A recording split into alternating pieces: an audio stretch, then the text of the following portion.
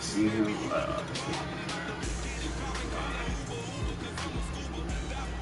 That's cool.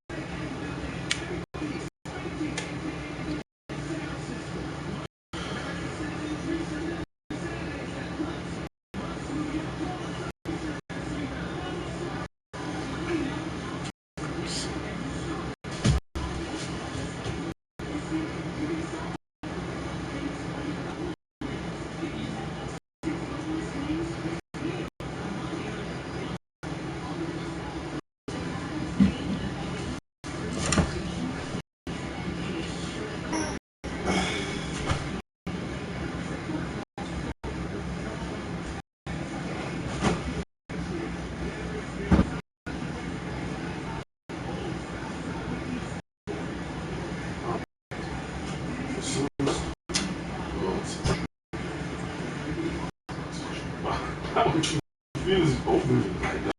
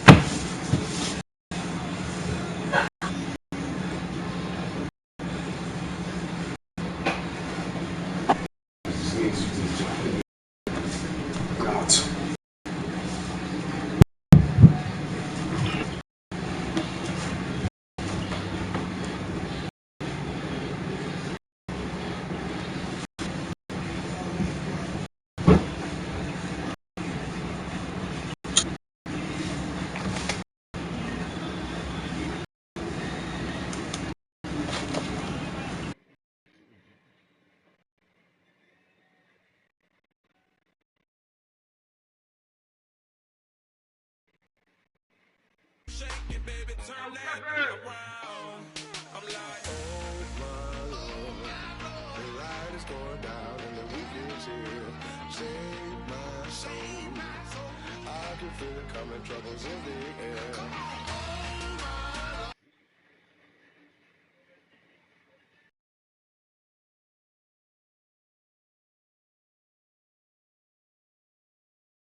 Who's on, baby? Who's on, baby?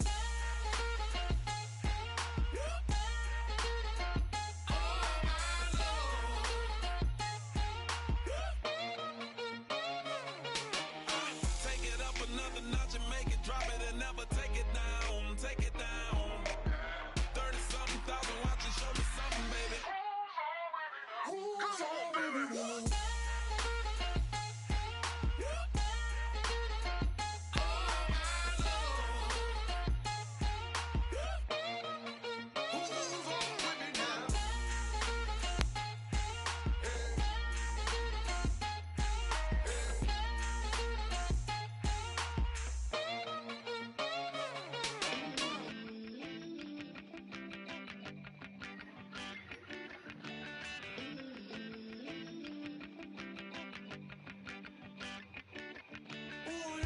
It's in my bones, it's in my soul.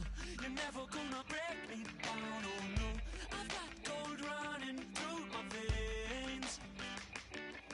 One shot, straight to the heart. No, I won't drop. You're never gonna slow me down. I've got the energy of a tidal wave. You don't gotta believe in me. I know who I wanna be. You don't gotta believe in me. Gotta believe in me. Gotta believe in me. Gotta believe in me. Gotta believe in me. Gotta believe in me. Gotta believe in me. It's in my bones. It's in my soul. You're never gonna take that from me. No, I'm gonna be who I wanna be. Oh, say what you wanna say. I'll do it my way. I'm swimming in a sea of dreams all day. Nobody's gonna hold me underneath. You don't gotta believe in me. I know who I wanna be. You don't gotta believe in me. Gotta believe in me. Gotta believe in me. Gotta believe in me. Gotta believe in me. Gotta believe in me. Gotta believe in me. Gotta believe in me. Money to give all. Oh no, I will not fall down. Money to give all. No, I'm never coming down. You don't gotta believe in me. I know who I wanna be. You don't gotta believe in me. Gotta believe in me. Gotta believe in me. Gotta believe in me. You don't gotta believe in me. You don't gotta believe in me. Gotta believe in me. Gotta believe in me. Money to give all.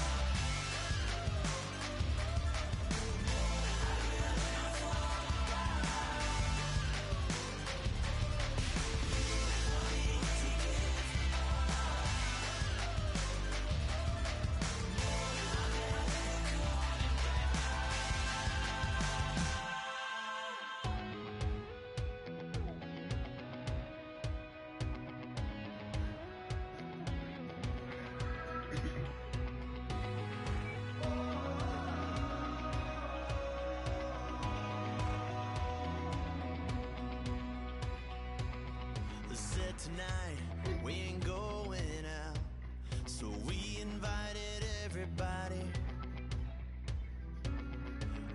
The made, well, they're way too strong, but ain't nobody saying sorry.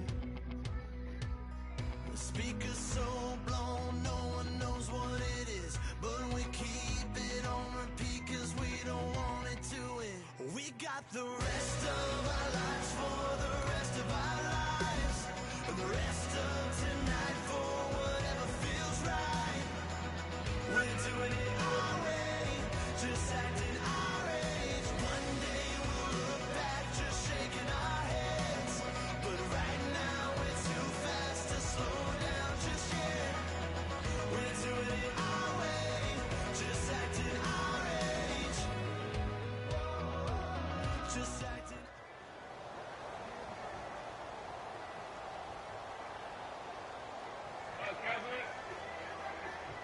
see your Giants, yo. You see hair, right? Nigga wear hair on the nigga.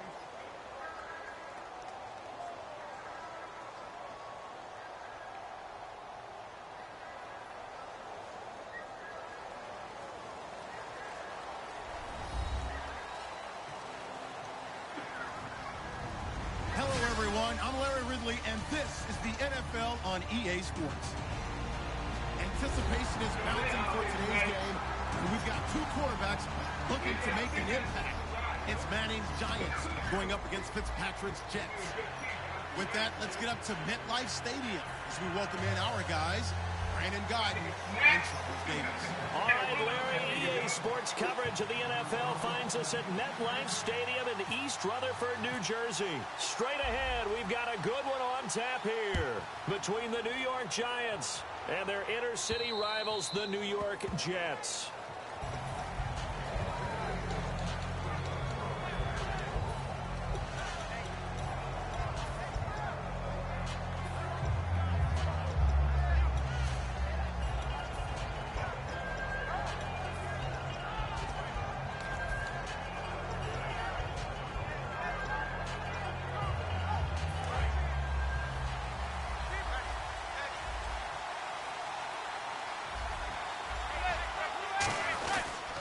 Here's the former 7th-round pick, Rashad Jennings.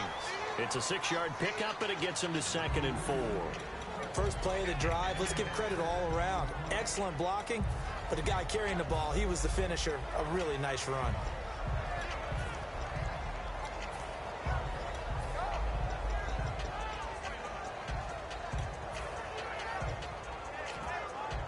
Four yards remaining now on 2nd down.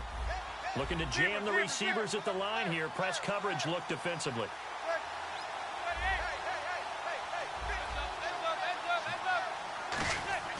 Manning to throw on 2nd down. The left side throw complete to Adams. 4 yards on the completion, and it sets up a 3rd down. And the big boys up front in the trenches. What do you think of the O-line, Charles? I love them because this is a group that's so cohesive. They know what the man next to them is going to do at all times, and they operate as a terrific unit. So just play number 3 here on the opening drive, and it's an early 3rd and 1. Jennings. That'll make it 4th down after a loss of 1. And how about the call here? They need 2 yards in their own territory on 4th down, and they're going to go for it. Here's Manning to throw. He's got Cruz complete. Give him 8 on the play, and on 4th down, they're able to convert and move the sticks. I don't know if I agree with that. I guess they don't care. And no escaping this time as he'll go down. They got him for a sack. The safety blitz staged to perfection that time as they sack him for a loss of 6.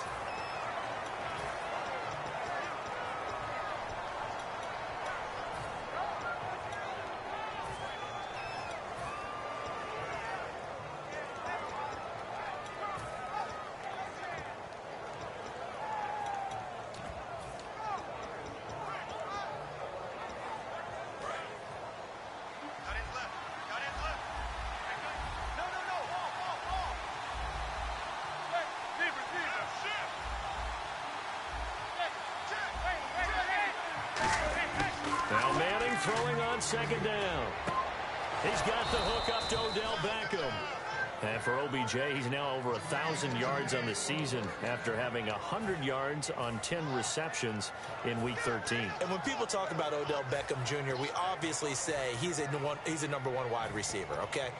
But to me, what truly defines a number 1 receiver is knowing the coverage is coming your way, knowing there's going to be extra people in the vicinity, and still finding a way to make your catches and affect the game. And Odell Beckham does that. And here comes play number 6 on this drive.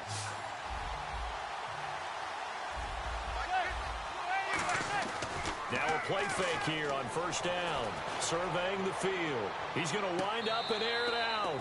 So they took a shot on 1st down, but couldn't connect. On the defensive side, the starters for the New York Jets, Charles. Let's start with their rookie linebacker, Darren Lee. played cornerback, if you can believe that, in high school for a while, and uses that same speed at the linebacker position. Hard to block because he's hard to find. This is Shepard on the catch.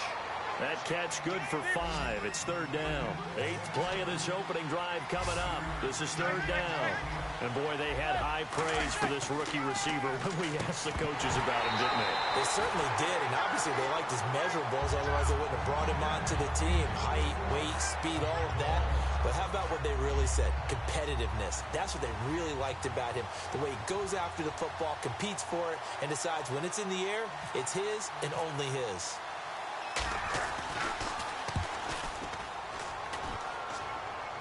And this one will not be returnable as it sails out of bounds.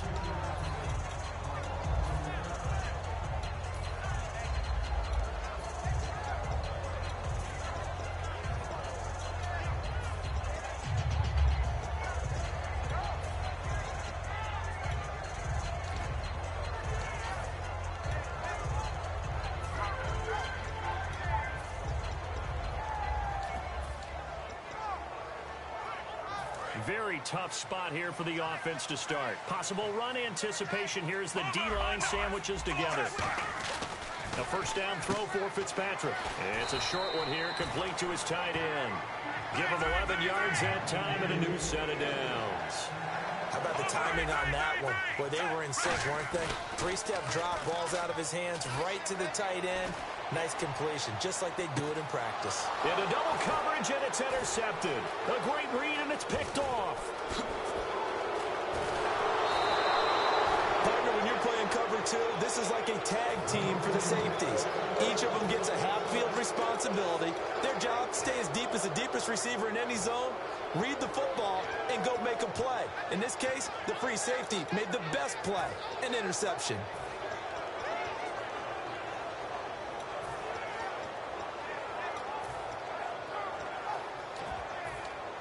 And they'll start this drive with very good field position. So after the INT, it's Manning. Caught left side, it's Beckham. Give him a couple on the catch. It's 2nd and 8. The goal of a wide receiver screen is get enough blockers in front to create a wall and let him pick his spot to run the football. How about the defense there, swarming to it and not allowing that to happen? Did not let him get downfield. They come out 5 wide, 3 of them to the right side. Manning to throw on 2nd down. Cruz has it over the middle. And he takes it down to the 10-yard line. 19 yards on the pickup there, and now they'll have it 1st and goal.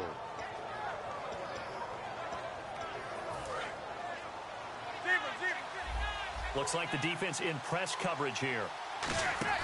On 1st and 10, here's Manning. He couldn't quite hold it. Got hit. Ball pops out, incomplete. Everything about that play tells you about today's NFL offenses and what they're asking out of running backs. You can't just be a guy who can run the football. You have to be able to catch it as well, and he didn't get that done on that play.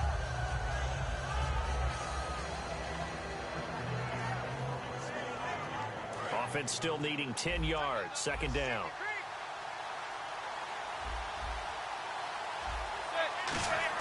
They go play action for Jennings. Now Manning. A hit as he throws there, incomplete.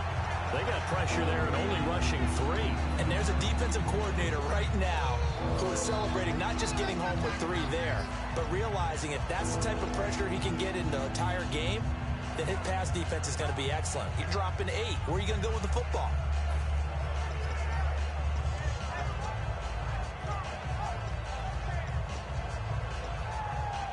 Offense trying to... Now here's a timeout defensively. Defensive timeout called by the Jets. They'll have 2 remaining as we step aside here in this 1st quarter.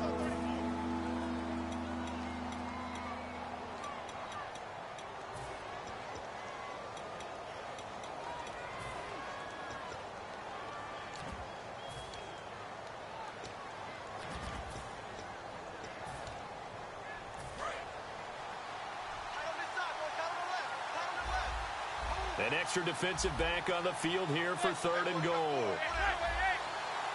They'll send the tight end in motion left. Now a first carry here for Shane Vereen. And he is going to lose yardage here. A loss of a yard, and it brings up 4. Now I would be surprised if they go for it. 3 points is not ideal. It's not what they want, but it's still only the first half. Take the 3 points and move on.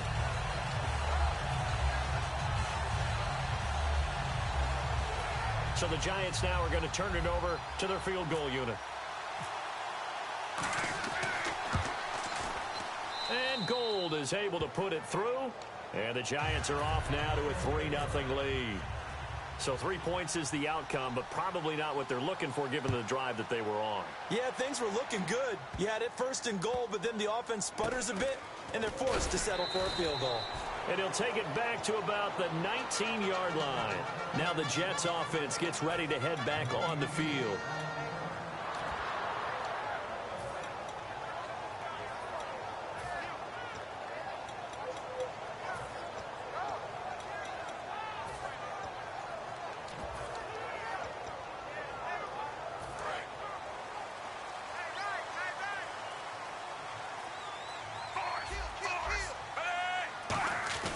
Trying to shake off the interception. He'll look to throw.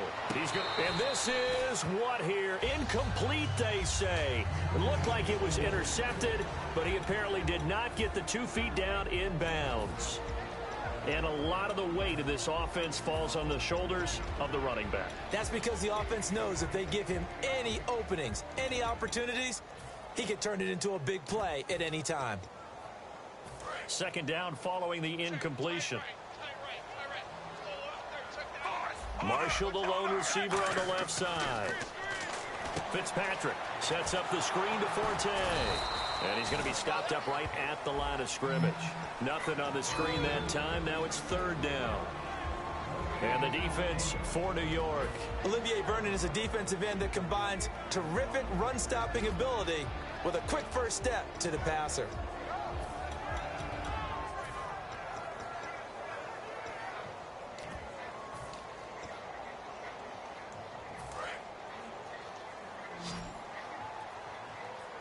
So here we go now. An extra defensive back in there on 3rd and 10. With Charles Davis, Brandon Gaudin with you. It's the Jets in possession as we begin quarter number 2 here. They've got it 3rd and 10 here to start things out.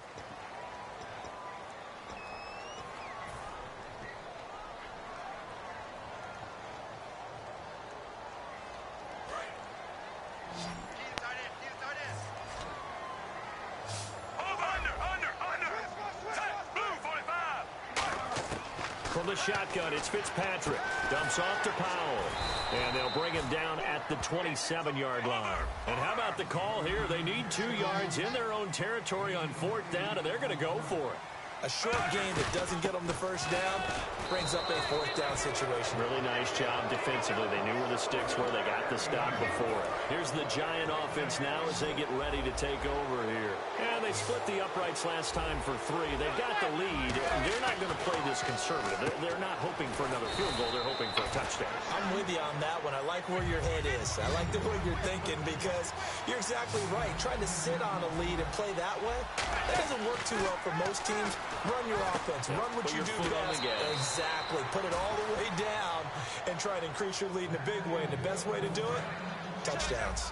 I like that one, partner. They go back-to-back with excellent gains. And really, it shouldn't be a surprise who they were throwing the ball to. He's their best guy. Yeah, we knew that they would get him involved early. They're doubling down on getting him involved early. Don't be surprised they'll come right back to him again. They haven't shown the propensity to be able to stop him. They come out with 1 back and 3 tight ends. Manning to throw on 2nd down. Forced out to his left. And he can't find a receiver, and he's brought down. Darren Lee in there to get him for a loss of a yard, and it'll bring up 3rd down. Throwing now is Manning, and almost intercepted. Would have been a huge pick in the end zone, but as it stands, that brings up 4th.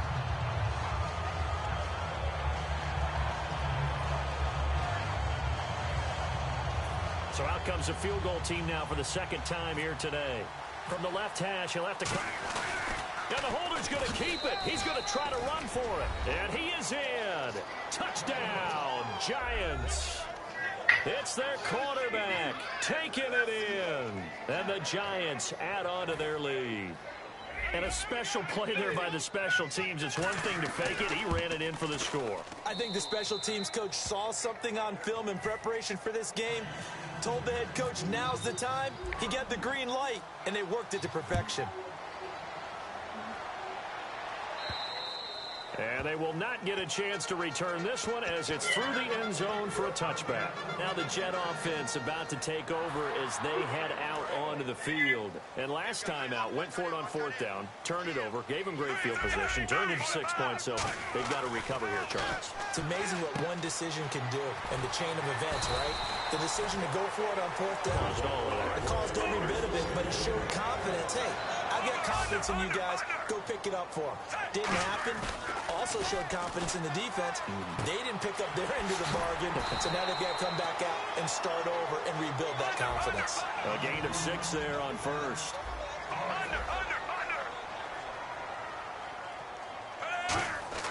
Now a second down throw for Fitzpatrick. Caught. Safarian Jenkins, right side.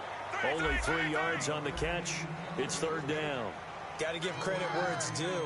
Really nice defense on that play. The pitch and catch was successful, but not any run after it. And he's got the first down yardage before being taken down at midfield. Everyone understood their role on that play. 3rd and 1. You know the defensive guys, they're trying to get down and get low and get leverage on the offensive lineman, but they didn't allow that to happen. They created a crease and allowed him to get through for a first down. On every offensive coordinator, every play caller sheet, they have about 5 or 6 plays per game that they call shot plays or big plays, and you don't get many opportunities to dial them up, and they just did, and they drop it with a great chance to make a big play. That's going to hurt. It'll be a gain of 8 yards, and that's going to bring up a third down. Third down, here's Forte. And this one goes nowhere. Losing yardage on the play back at the 46. With the struggles we're seeing up front for the offense today, they've got to think about changing up their play calling. Some screens, some draws, some quick-hitting plays in order to try. And he fires one that's intercepted. Room here to run. The 20, 10, 5, and he will bring it back. It's a pick 6 and a Giants touchdown. So they go on fourth down. Not only do they not get it, it turns into 6 points the other way. Disastrous. And many people think you should just go ahead and knock it down in that situation. Turn it over for the offense. But I had a defensive coordinator recently tell me, we see that as a passive play. We don't do that anymore. We want the ball in our hands, and we want to head the other way. Probably also instinct a lot of times. If you see a lot of green grass ahead of you, go ahead and grab it. It's the exact right play to do. That's knowing when to break the rules and when to make a play that maybe you hadn't been taught. So they throw the pick 6. They'll get another shot at it now as this one's in the air. And that'll carry over the back line of the end zone for a touchback. And New York set to take the field. And last time, decent field position through the pick 6. Obviously costly. But they can't afford to just bunker in now. All right, good field position means go ahead and attack on offense. Try and and now the Giants will stop play as they take a timeout defensively. They'll have 2 remaining as we step aside here in this second quarter.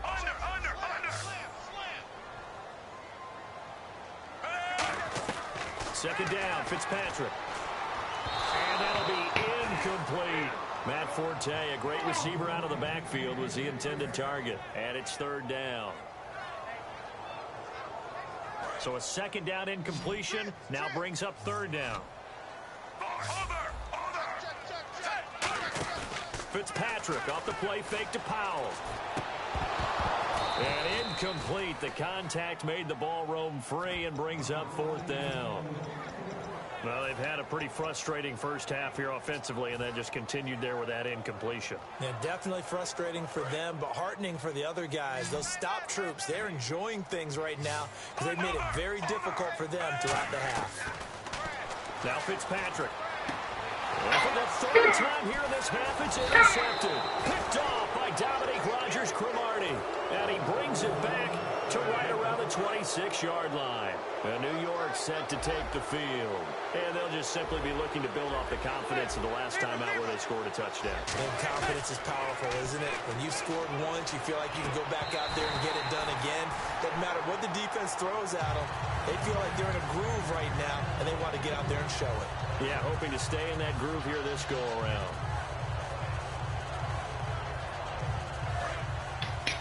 Shift together here from the D-line.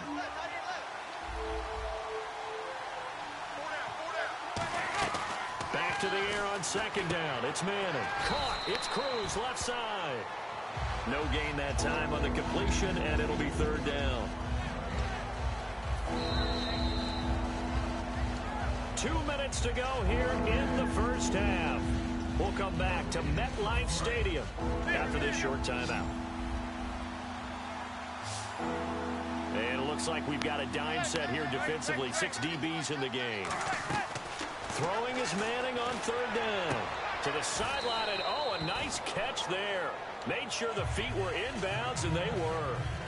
I do have to admit, I like it when it all comes together. When the top part, catching the football, right, whether you're catching it with your hands or cradling it, comes together with the legs, in this case the feet, doing a little toe tap to stay in bounds and complete the catch. And a great job by our crew on the camera shot. Love when you see the grass or on the field turf, those rubber pellets flying up. Great catch.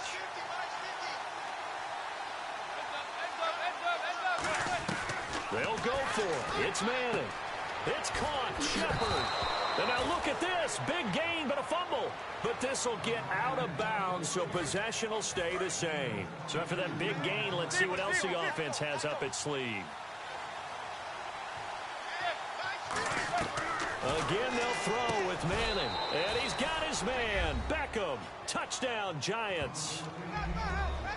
Odell Beckham. A 1-yard touchdown reception. And the Giants are able to grow their lead.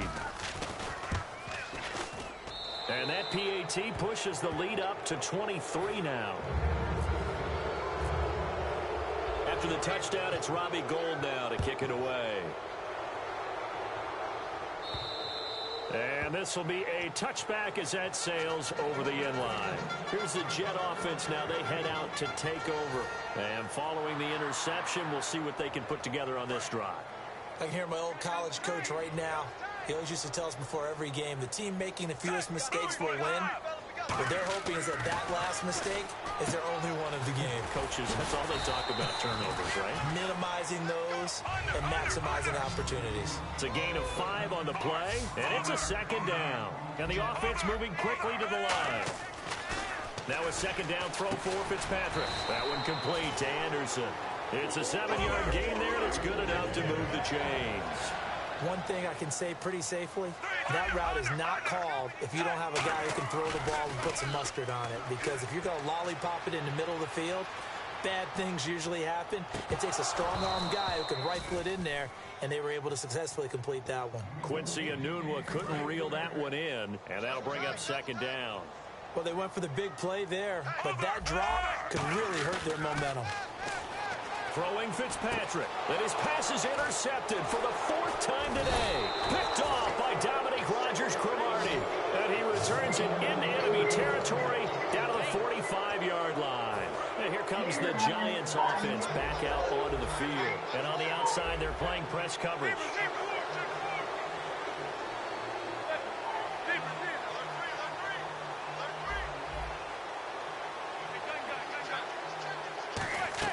So after the INT, it's Manning. He's got time in the pocket. He's going to launch this thing way downfield. And they went big on first down. Proves unfruitful. I'm laughing to myself because I could just hear in film session. But, Coach, I was throwing it to Odell Beckham Jr. Of course I thought he was open. They'd love to go deep downfield to him, though. Such a threat. Yeah, a rare incompletion because most of the time we expect him to actually come up with the catch. It's a gain of 13 for number 13, and it gives him a first down. And now it looks like they're going to be in the hurry-up. Manning now to throw. And this is Shepard on the catch. 5 yards on the catch there, brings up second down. And just a small glimpse there as to why they like this rookie so much. And that's why they lit up a little bit in our meetings with the coaching staff. Yeah, when we talked about him, they did. Yeah, they like his work ethic. This guy's running every route well in the route tree and getting better at it all the time, really honing his game. They expect a pretty good jump out of him as things continue to move on. 3rd and 5, so they bring in an extra defensive back. Expecting pass. Now Manning. And he's got his man in stride, complete. And he picks up the first down yardage as he takes this one down to the 15. Now hold everything here. We're going to get a timeout by the offense. So that means they're down to 1 remaining here as we head toward halftime. Into the red zone now. Manning. And he's got his man. Beckham. Touchdown, Giants. Beckham with his 2nd touchdown here in this first half. And the Giants have got it on cruise control. Oh, and it's a fake. They'll try and throw for it. And they don't get it. They tried for the 2-point conversion there, but unsuccessful. Partner, that type of a lead, and they're going to fake it from the 15 to try and pick up a 2-point play instead of kicking it through the posts. Come on, man. Put that in mothballs. Come on. Come on. Don't do that. Put that in mothballs. Yeah, preserve that for it. That's an ancient relic, faking it. I can understand you want to rub it in a little. You fake it when you snapped it from the 3. But from the 15, mothball that bad boy, just like my grandmother had. Yeah, in her attic, the stuff she used to preserve. It smells terrible. Drops it underneath to Forte. And he'll be brought down just shy of midfield at the 49-yard line. It's an 8-yard pickup, and it'll be a 2nd down. And quickly, they get to the line. Final play of the half, Fitzpatrick. He's going to fire one deep, middle of the field. And my goodness, another interception. Picked off by Landon Collins. That's it for the first half. 2 more quarters to go. We'll have plenty more to see after the break. Both teams appear ready for the fight ahead, and we resume action here in quarter number 3. This is fielded at the goal line.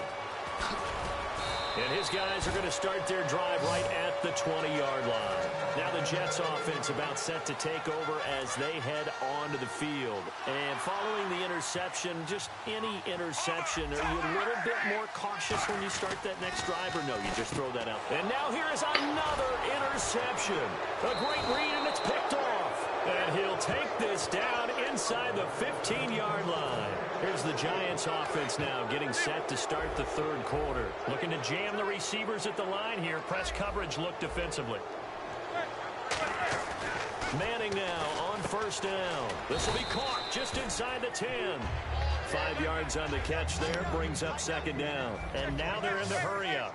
What terrifies defenses when they see slant routes thrown is that the receiver is on the move.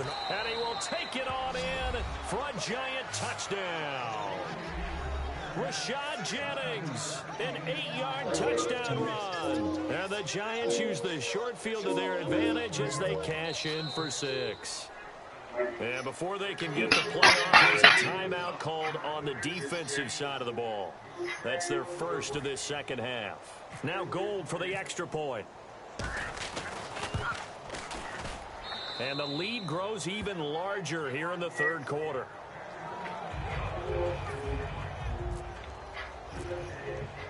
After the touchdown, it's Robbie Gould now to kick it away. This is fielded at the goal line. And he'll make it across the 20 as his guys will set up shop at the 23-yard line. So out now come the Jets. They're down in this game. A chance for the offense, though, to put something on the board, get some momentum here in half 2.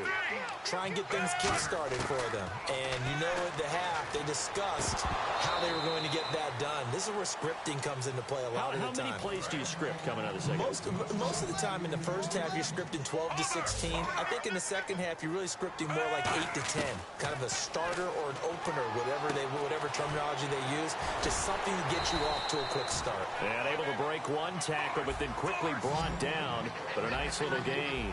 Looked like a pretty good, safe play right there. No, he's had trouble with the interceptions in this game there. Hits his guy out in the flat. Yeah, so many times we hear quarterbacks and offensive coordinators talk about in your progressions, you're either throwing the touchdown or you're throwing the check down. But earlier in the game, it was touchdown or interception.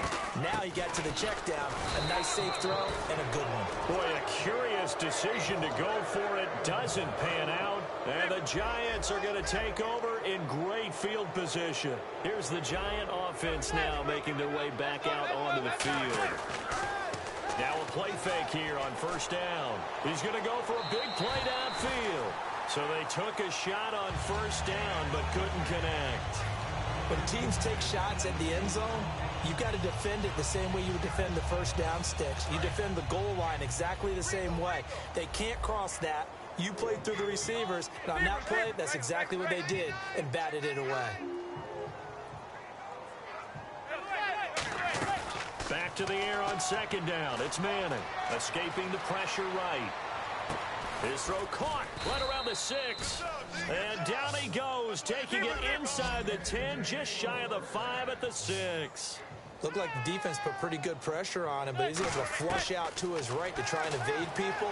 On the run, had to get on his horse. And he's going to go down just outside of the 5, right around the 6-yard line. Muhammad Wilkerson able to get in there and drop him behind the line.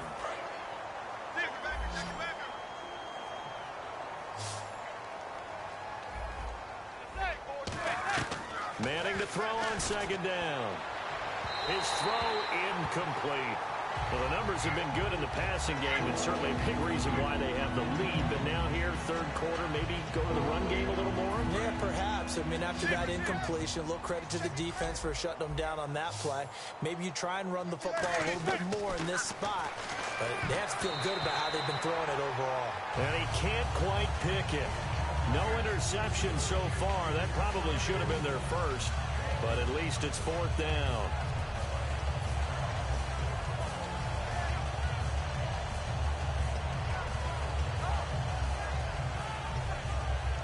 The offense stays out there.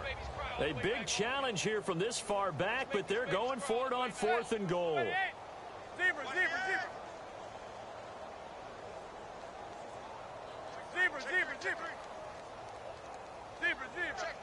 Check. Manning to throw for it on 4th. And this is incomplete. They had the play call on 4th and goal, but it's dropped in the end zone. And the Jets are going to get the football back. The Jets offense now works their way back onto the field. And last time they were very fortunate, this offense. They went for it on 4th, turned it over in their own territory. But the other guys held up. They didn't give up any points. So how about the guy with the #1 headset on the sidelines, the head coach? That was planned going into it, not necessarily to not get the first down or to have the defense have to hold But he up. trusted his defense. Trusted his defense very much, and I think that's how he's going to play this game. Go for it, be aggressive, because I've got the wild bunch backing me up over here on my own sideline. Well, we'll see what his offense can do. A good pickup there, 8 yards on the first down completion. They're going to hurry back to the line now. They'll run it now out of the gun. And he'll get up to the 43-yard line. Only 3 there on the pickup, but that's enough to move the chains. Well, that was a unit that understood exactly where the first down marker was, handed it to their guy who could run it, created some space, and he got there. They go play action here on first down. Left side complete, Safarian Jenkins. A good pickup there, 8 yards on the first down completion. Looking to speed things up here, going with some tempo. Fitzpatrick now from the 50. And he drops it incomplete. And their struggles continue here. So incomplete on second down. Now they'll look to convert here on third. They run. Robinson. And he maybe makes it back to the line of scrimmage. That's it. Still just the third quarter, but they've got to make something happen. I think they know that. They're going for it on 4th. Now Fitzpatrick. And Marshall's got it. It'll be a gain of 6. And they're able to pick up the conversion here on 4th down. And they're going to speed things up here. To throw, Fitzpatrick. Oh, a scrap for the football, and he's going to come down with it. It's a big play that time by the Jets. 30 yards. Today's receivers in the NFL, they're the complete package nowadays. We know they can run, we know they can catch, but they have those big frames now. So oftentimes... And he's in. Touchdown, Jets. Jets. Quincy Enunwa, a 12-yard touchdown grab. And the Jets are at least able to knock the deficit down a bit. As a former DB, you might not like to see that, but from a wide receiver's perspective, those are the plays they dream of. Correct on both counts, all right? Because once he took off, I mean, let's face it, that should have been done in Big Sky Country. Aren't any speed limits out there? And off he went. Glad I wasn't the one trying to chase him. This will be taken to the back of the end zone. And with the new rule, that decision to bring it out will cost him about 5 yards as he only gets to the 20. The Giants offense now, they get ready to head back on the field. And on the last drive, they were in field goal range. They just opted not to kick it, didn't get it. How does that change the mentality this go around? I don't think it changes much for the head coach because this is what he preaches all the time. Attack at all times in any spot on the field, and he likes touchdowns, not field goals. Now, your field goal kicker, you've got to make sure you nurse him through and say, okay, don't worry about it. When we need you, you've got to be ready to go. And the team, of course, loves to see points on the board. So let's see if it changes a little bit if they're in the same spot again. Yeah, we'll see what the decision is here if they get to that spot. Now Manning, he's going to hit his man out of the backfield, complete. And he'll go down shy of the 40 at the 41. Give him 7 on the play, and that'll bring up second down. And they're going to hurry back to the line now. On second down, here's Manning. It's his target, the tight end, Will Tye. 7 yards there, good enough to move the sticks.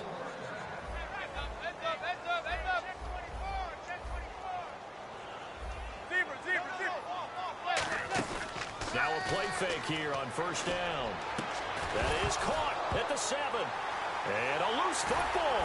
And it's scooped up by the Jets. And a big turnover there as his guys will get the football back. And the Jets set to take the field. Last time they were out, they scored. Still trailing here, though, so some work to do.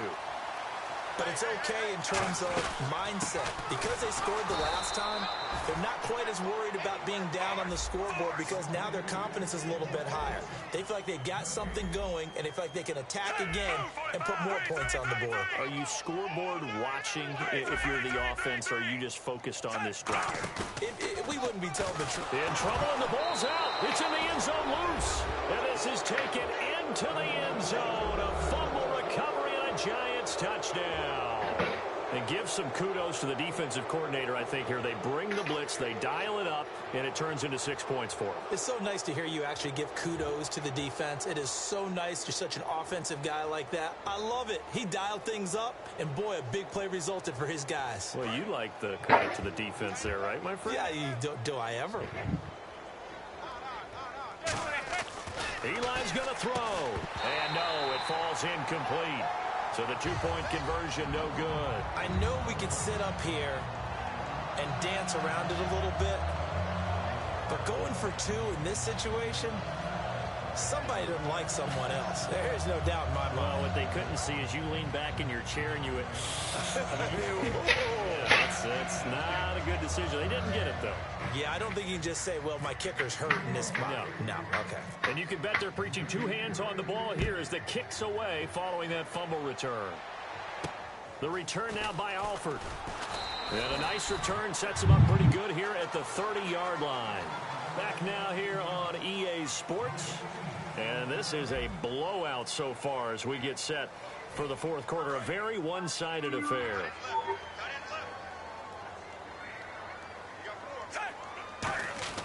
Fitzpatrick now after the fumble recovery. Throws left side, complete to Brandon Marshall. And able to get this one across the 45 before he's brought down. Everything about that play was beautiful. A great corner route where the receiver worked the defensive back inside and then broke back to the outside to the corner. But how about the throw by the quarterback? Anticipation on the break from inside to outside. He threw the football. As the receiver turned around, the ball greeted him. I hope I don't sound too rah-rah on that one, but that's the exact right throw. Either your receiver gets it or no one gets it. Give him a lot of credit for being really precise with it. Got rid of it. No one got it. And my goodness, another interception. Picked off by Dominique Rodgers-Cromartie. New York set to take the field.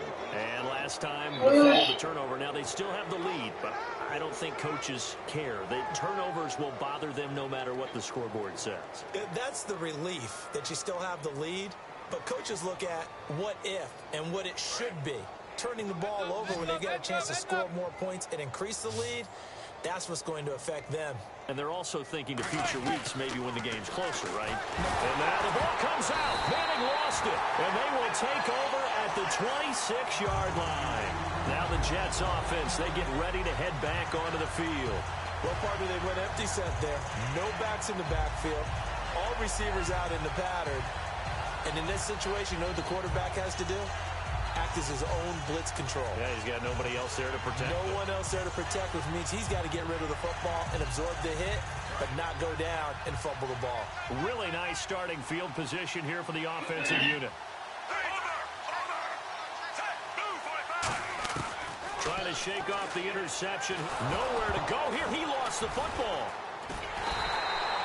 On plays like this, when the ball comes free, it's often unusual for the team that lost it to get it back. Because this is the quarterback. The ball gets away from him. Everyone else is trying to execute what they're supposed to do on offense. They're usually looking in the other direction, downfield, or moved away from him. In this case, though, a teammate is able to come up with the ball. He got 29 yards that time. And now the offense operates in the red zone. Forte, the lone running back. Throwing Fitzpatrick, and a little floater there is incomplete. It's always tough for the guys throwing the football when they think they've got a completion and the ball's almost there, and then someone sneaks a hand or two in and bats it away. They'll give it to him right up the gut. And able to break one tackle, but then quickly brought down. Give him 5 on the carry there, and it'll set up a third down. And there's a run to be happy with. Good, solid yardage. You'll take that anytime you hand the ball to a back. Fitzpatrick from the gun on third down. Oh, had his hands on it, couldn't bring it in. Pretty symptomatic of how this game's been going. I'm not sure we could spot any tendency here on this third down. They could have run it. Now whistles come in. We're going to get a timeout here by the offense. That's going to leave them with just 1 remaining here in this fourth quarter. A field goal does you no good, so they're going to stay out there and go for it on 4th. Desperation time. Fitzpatrick on 4th down. And he's going to take it in for a Jets touchdown.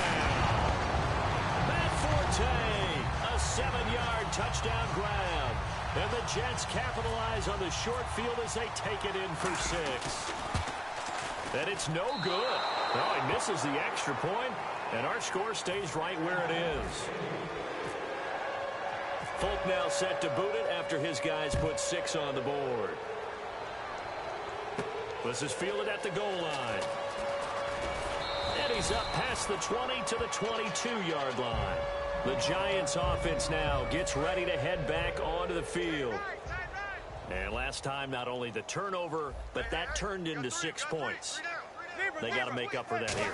We always hear about empty possessions, but some are worse than others. You can have an empty possession, punt the ball away, get yourself set to play defense, but when you turn it over, it changes momentum, and when they take it downfield and punch it in on you, that's a bad possession all the way around. Yeah, but you're hungry to get back out there, aren't you? You better be, because otherwise, it's going to be a long day for you. Back to the air on 2nd down. It's Manning. Shreds the tackle. Now he's going to throw it back deep over the middle. And he almost intercepted it. They haven't picked the ball off yet. That probably should have been their first. And it's 3rd down now. And the Jets D, they call on a couple extra defensive backs on 3rd. Throwing is Manning on 3rd down. He's going to let it go again. And got his man complete. Touchdown, Giants. Sterling Shepard, 78 yards. And the Giants just continue to pour it on. There's no doubt in my mind. And do you hear that? Do you hear the... It's not scales, right? No. I don't hear scales. Do I actually hear a tune being warbled? I think the fat lady's humming. Yeah, she's doing more than humming. She's belting it out right now. She's full bore. Yeah, this thing is flat out finished. That's caught at the 1. And they are just not going to let up as he is into the end zone here for 2 more. After the touchdown, it's Robbie Gould now to kick it away. This is taken about 7 yards deep. And he will be brought down here at about the 17-yard line. And now out come the Jets. And they're going to need another score. Got one last time, but still down here. When you're playing catch-up, every possession becomes crucial, doesn't it? It's vital. Get back out on the field, punch it in the end zone again. They know it's not easy, but what they do have going for them, they did score the last time. They think they've got a good formula working. And what about the defense? Well, now you're just saying to yourself, okay, give up a score last time. What adjustments do we need to make to slow them down now and get the ball back for our own offense? Is it more pressure? Is it more zone? What do they have to do? They're trying to figure that out themselves. We'll see if they can figure that out right here. Here's Fitzpatrick. Incomplete over the middle. Safarian Jenkins. 23 yards on the play. And the offense moving quickly to the line. They go play action here on first down. And now here is another interception. Picked off by Dominique Rodgers-Cromartie. And his crew will take over with a football at the 35-yard line. And New York set to take the field. And that recipe on their last drive that resulted in a touchdown looked pretty good, so they'll be hoping to do that once more. It takes me back to when we sat with the offensive coordinator and the head coach. They felt pretty good about their game plan and thought there were some holes in the defense, and they exploited them the last time out. Let's see if they can come back and put together a similar drive. And we'll see if they can do just that. The goal of anyone running a curl route is to make sure you try and get defenders on your back and shield them away from the football. But sometimes, even when you run a good route, the defense finds a way to knock it away.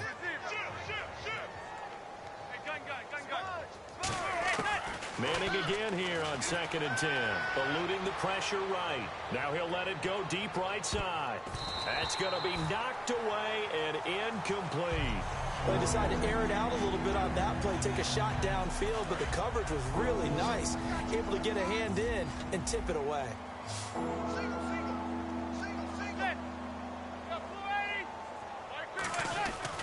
On play action, it's Manning. Under a heavy rush, and down he goes. They overload him that time with a safety blitz, and he winds up being dropped for a loss of 7. Time for a break. Back to finish it off on EA Sports after this.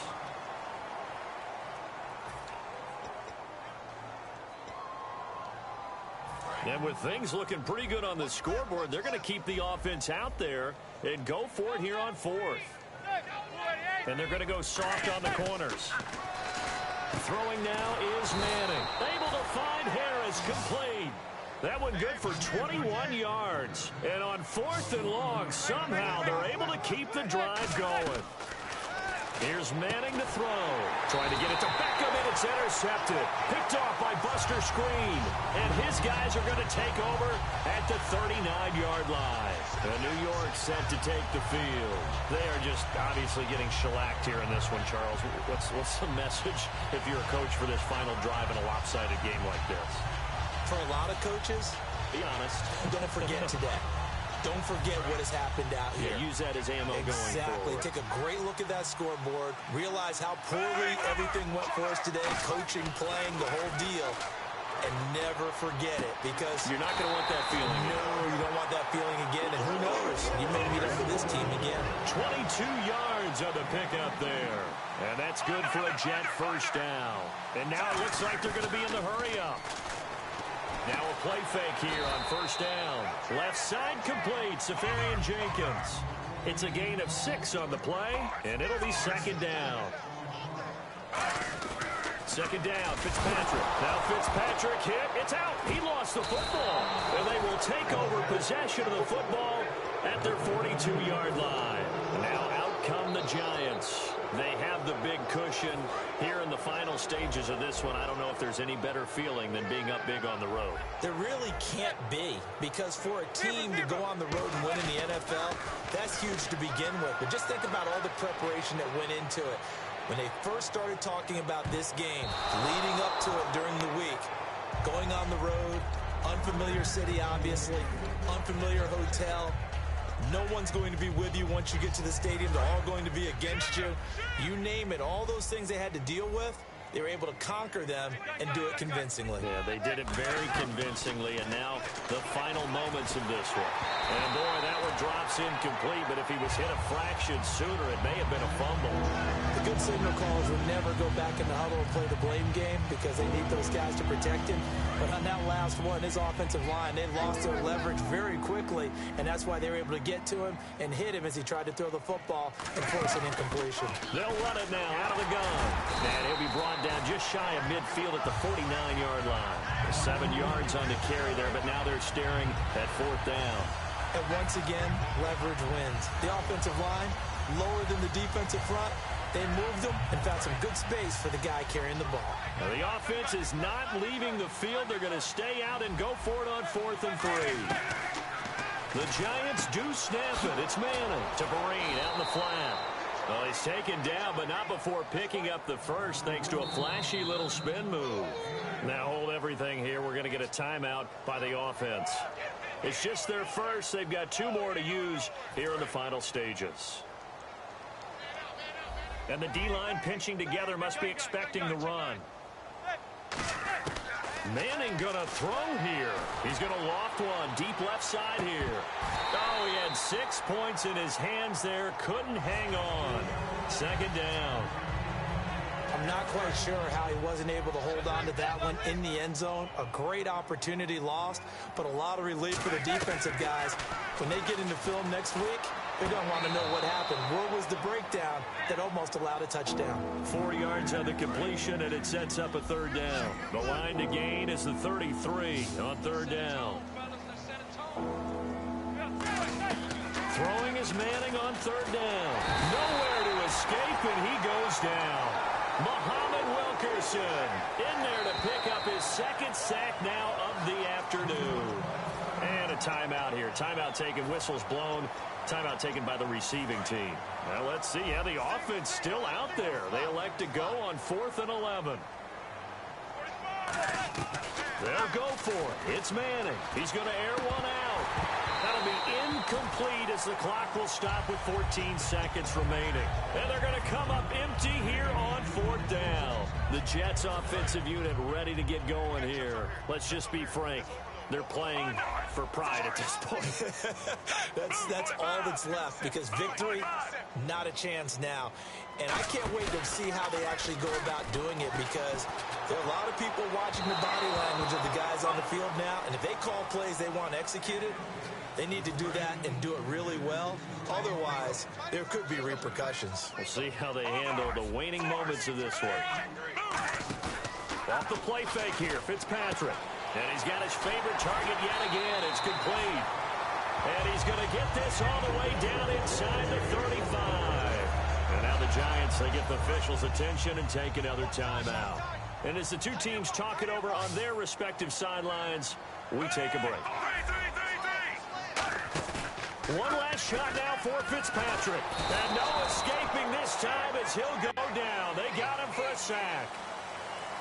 A big offensive explosion helped leading them to victory. And the defensive guys, they're just saying, hey, put those points up every week. We'll just keep winning. They will gratefully accept them, won't they? It makes their job that much easier when they're scoring that many points. Allows them to play with a totally different style and a different flow.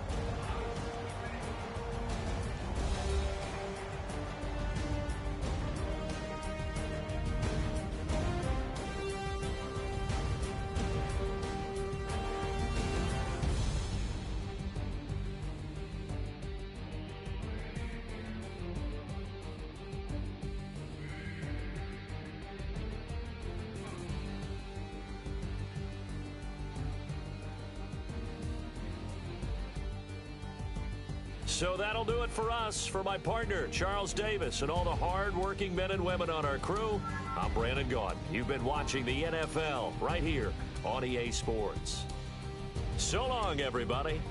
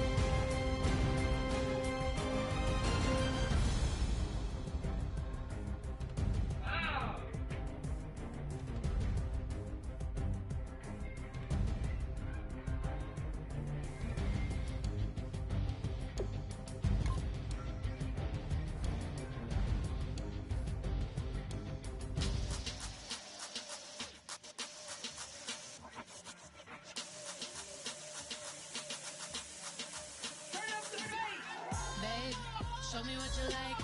Hey, I put money, I can match it for ya. I'm in this all white fit, looking like a brick and all them zippers on a jacket on ya. He got a thing for a Latin. He wanna hear a little Spanish in it. I told him it ain't practice it. I'm about to fully up the status. Rock with the click and I ain't looking like the side in this. I'm the opposite cause I'm the main event and bossing in it.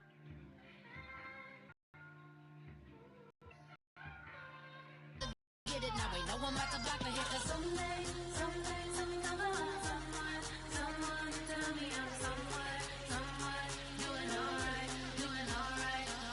Somewhere, somebody got somebody that one day will be the love of my life, but not tonight though.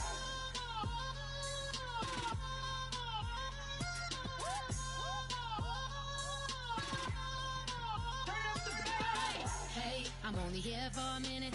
Bet you want a girl to keep it independent, and I know you gotta like a girl that's this appealing. Get you caught up in the moment, then I'll get you in your feelings.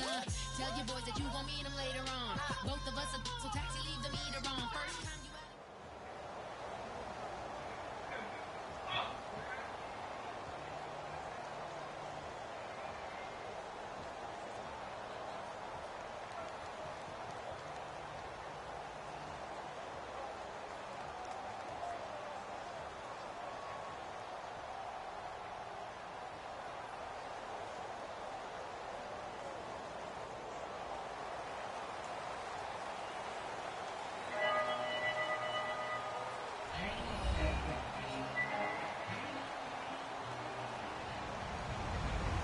everybody. I'm Larry Ridley. You're tuned in to the NFL on EA Sports. As we head towards kickoff, two quarterbacks will be on the field today trying to push their team to victory. It's Roethlisberger's Steelers going up against Fitzpatrick's Jets. With that, let's get up to MetLife Stadium as we welcome in our guys, Brandon Gaudin and Charles Davis. Thank you, Larry. Coming to you from just off the New Jersey Turnpike in East Rutherford. We are just about set for football on EA Sports from MetLife Stadium. Today, we're set for a good AFC matchup between the Pittsburgh Steelers and the New York Jets.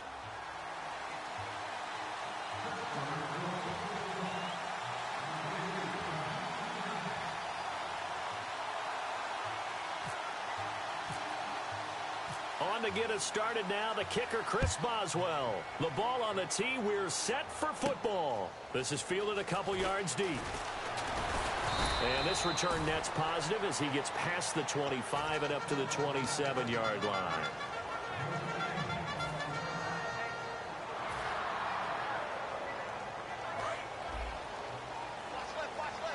Looks like the defense in press coverage here. Fitzpatrick now to throw on first down. And down he goes. Fitzpatrick sacked. They overload him that time with a safety blitz, and he winds up being dropped for a loss of 7.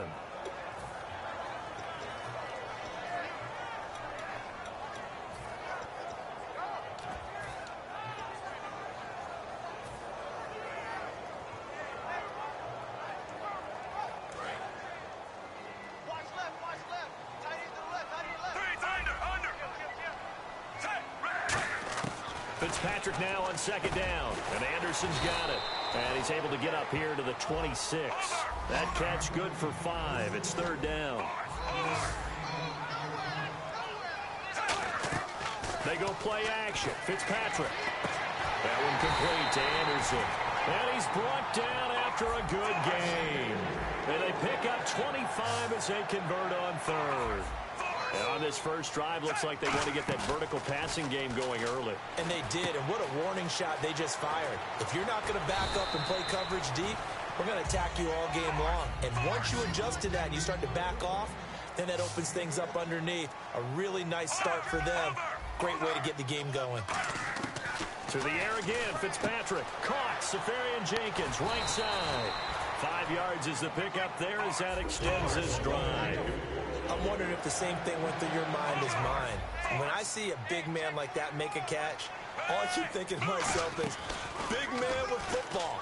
Look out, everyone. And no escaping this time as he'll go down. They got him for a sack.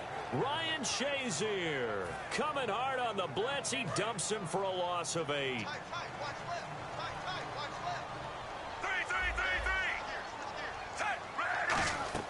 Second down, Fitzpatrick. Sets up the screen to Forte. Oh, he's got a little daylight. Past the 20. And all the way in. Touchdown, New York. Matt Forte, 47 yards. And the Jets have taken a first-quarter lead. There are several elements to a well-executed screen pass. This one resulted in a touchdown. It had all of those elements. Hey, you're so right, because you really need the rush to almost get to the quarterback, almost get to the passer. Then you've got to get the ball thrown perfectly, whether it's to the running back, the wide receiver, wherever the screen guy is. And, of course, the blocking has to form in front to get him downfield for the touchdown.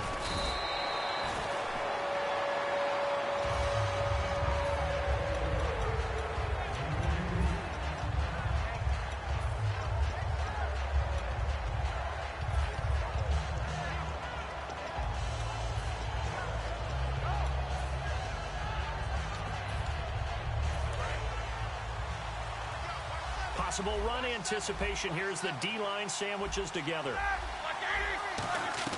On first down, it's Roethlisberger. Now a clash of bodies here, and it's intercepted. Picked off by the great one, Darrelle Revis. Now, they told us repeatedly earlier in the week in our meetings, we need some plays from our defense here on the road early. They got one. And don't think they were above all week long pointing out to their defense that the other defense is rated higher than them. You going to let that happen, guys? Is that how we're going to play? And they responded to the challenge. Here's Fitzpatrick, and he takes a shot on the release as this will be incomplete. And the starting defensive unit here for Pittsburgh. Stephon Tuitt's ability to play defensive end and yet rise up and knock passes away when quarterbacks try to throw them, he makes it hard to get around. Fitzpatrick is going to find his running back. It's complete. And now they're inside the 10 as he's brought down at the 9.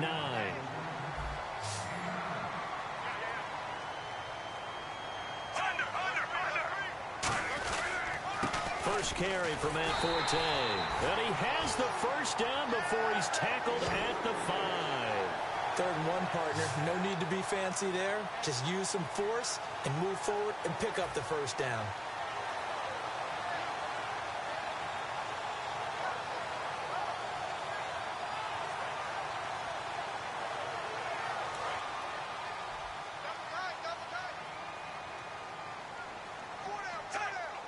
First and goal from the 5. Back to the ground on first, it's Forte. And he's going to be met at the line of scrimmage and taken down. That's going to go as a loss of a yard, and it'll be second down. Second down, goal to go from the 6.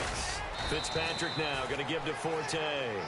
Give him right around 4 on the carry. We'll see if they want to keep pounding here on 3rd and goal. The line of scrimmage is the 2 here on 3rd and goal. And on the outside, they're playing press coverage. He's already scored once. He definitely had his eyes wide open trying to get in there a second time, but I thought that was a really nice play defensively to deny him. Yeah, it was, as you said, keeping him away from his second first-quarter touchdown there. On now is Nick Folk in the field goal unit for the Jets. from the right hash, and this one just a chippy. And Folk's kick is good. And that will make it 10-0 here in the first. So put 3 on the board, but from inside the 5. I know we use this phrase a lot, but that's a big-time win for the defense. It sure is. You've got the short field behind you, so you can afford to turn up the pressure. And that was a nice sequence there to keep him out of the end zone. This will be taken to the back of the end zone. And he'll be brought down at the 23, make it the 24-yard line.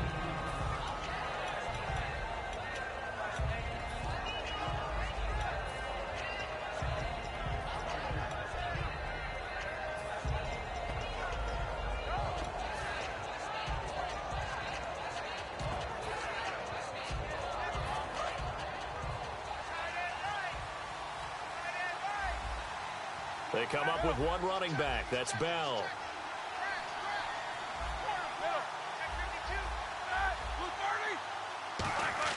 Trying to shake off the interception. He'll look to throw. Over the middle here to Brown. And he's able to get this one up to the 45-yard line. You know, when I see passes like that, I'm reminded of something you and I talked about yesterday. Big Ben was a wide receiver the first 3 years of high school, sitting behind the coach's son. And then he finally got that opportunity. I think he's made the most of it. It's always the coach's son, isn't it? But you know where it helps him? When he looks downfield, he knows what the receivers are going to do. He actually has wide receivers' eyes when he's throwing the ball.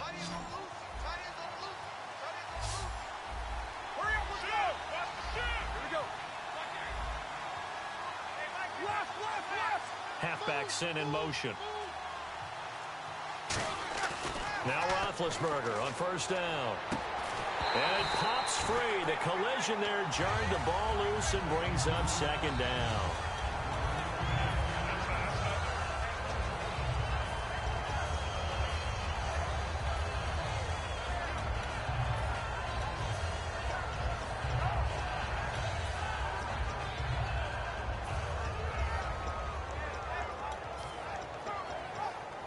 And on 2nd and 10 now.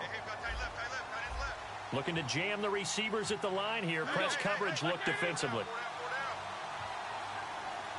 And they'll put Bryant in motion left.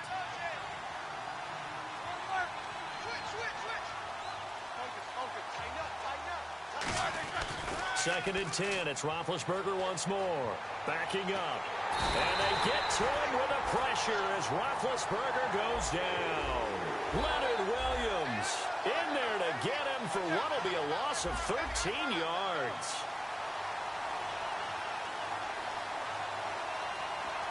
Now here's a timeout defensively. Defensive timeout called by the Jets. They'll have 2 remaining as we step aside here in this first quarter.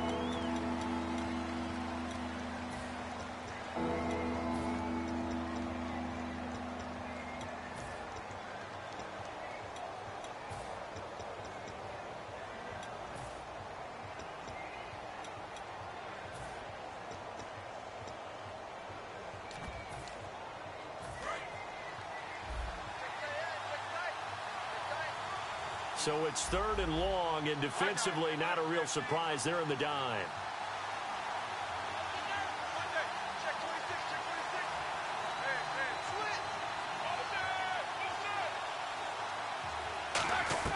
Now Ben on 3rd and long. Going for the deep ball. Trying for Brown, and it's intercepted. A great read, and it's picked off. And he will be brought down, but he's got the interception on the final play of this first quarter.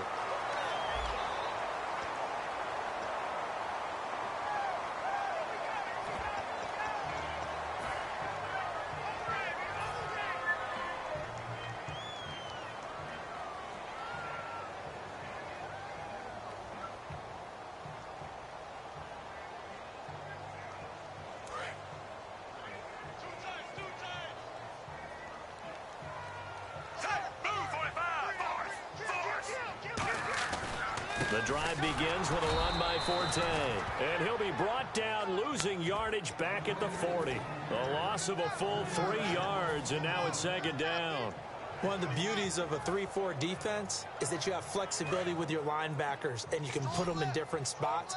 But one of the downsides is an offensive team that's committed to running the football, you can get your big offensive linemen up on linebackers quicker, and it usually gives you an advantage in running it. Oh, the rookie nearly had the pick. Probably should have had it. Third down now. Well, they've gone backwards so far in this series. 3rd and 13.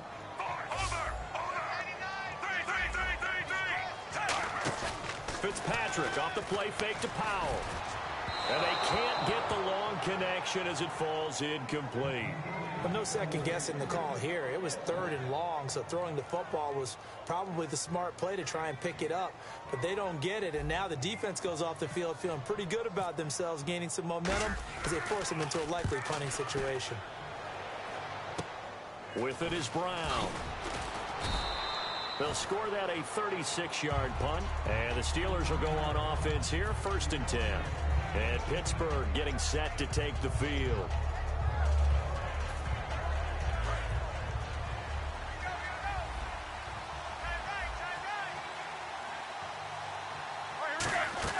Trying to shake off the interception from the last drive. He'll look to throw, and he'll get it up to the 33-yard line. That throw good for 4.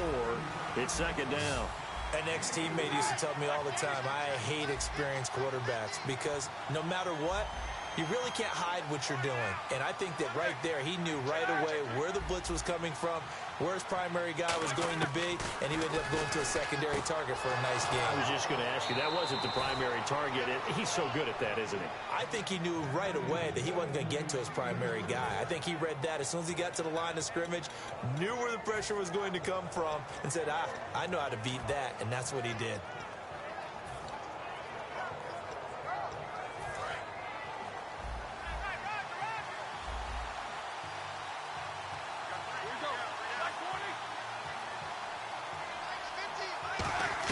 They'll throw on 1st down with Roethlisberger.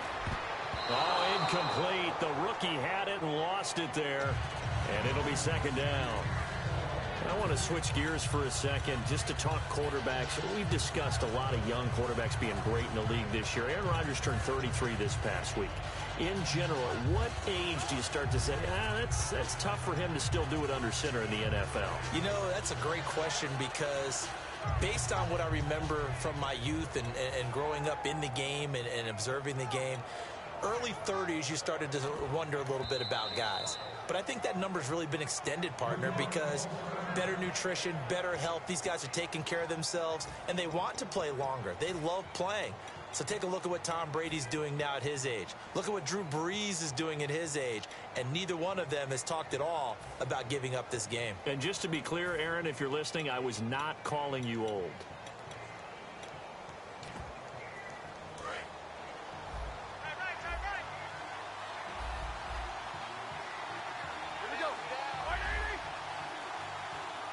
The wide receiver moving to a new spot.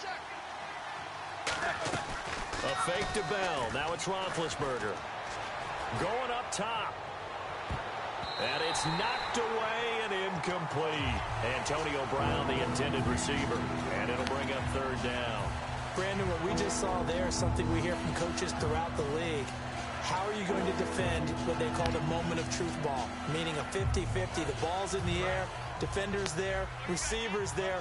Who's going to make a play on the football? And in this case, the defensive guys actually got it done and knocked it away.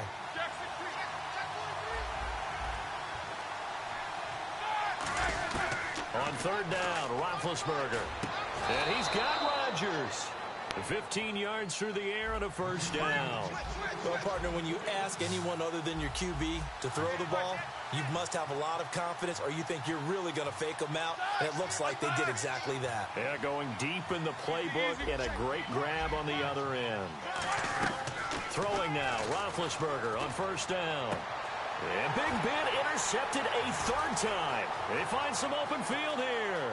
And look out, I think he's going to go. And he brings this one back. It's a pick 6 and a jet touchdown. Now that was a beautiful play. A pick 6. How would you punctuate something like that, partner? What do you mean, with an exclamation mark? Exclamation mark, a big word. What would you do with that? Ampersand? I like it.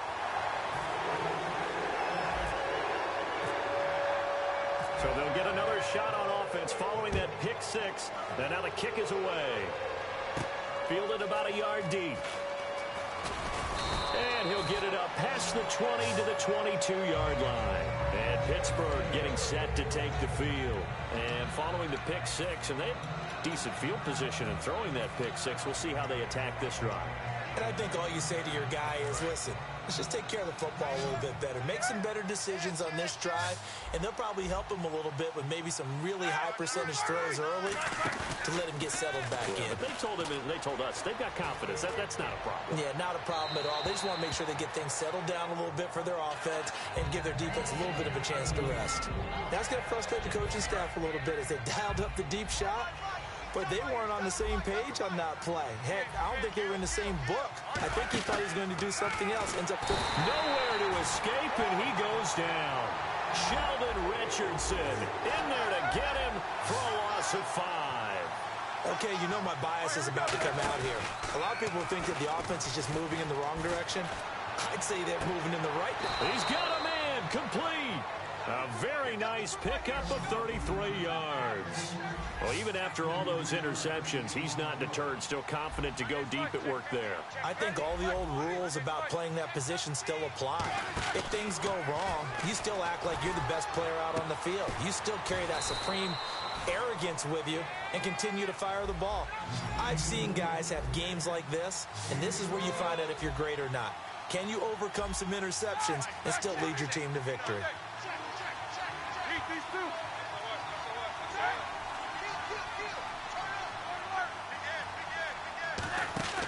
They go play action here on first down. And it's caught. It's Brown. Touchdown Steelers.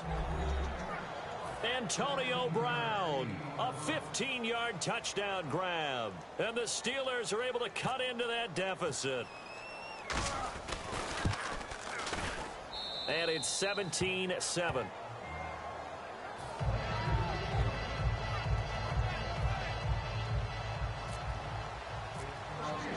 Boswell now to kick it away after the touchdown. This will be taken to the back of the end zone.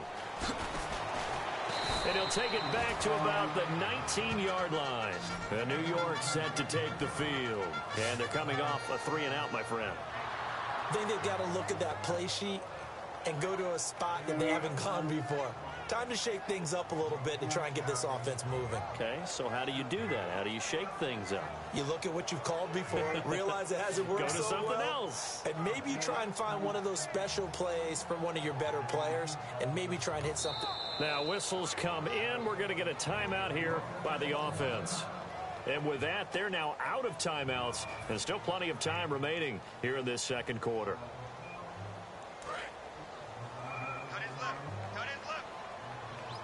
Marshall, the lone receiver on the left side.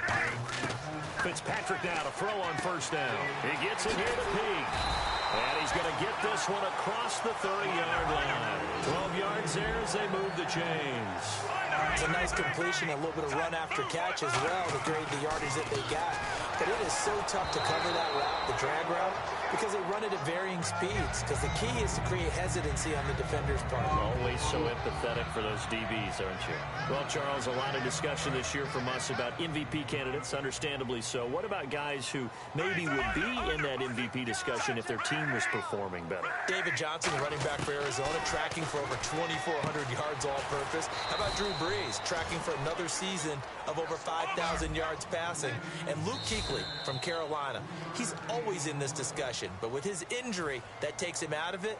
But how about after he got hurt against New Orleans, the respect from everyone else in the league, the concern about his injury, that tells you about what they think of him. Fitzpatrick to throw it. And he couldn't hang on to it through the contact. Incomplete. On any passes in the middle of the field, anyone who's going after the football is going to be conscious that it's probably going to be contested, and often physically. Sometimes that leads to drops.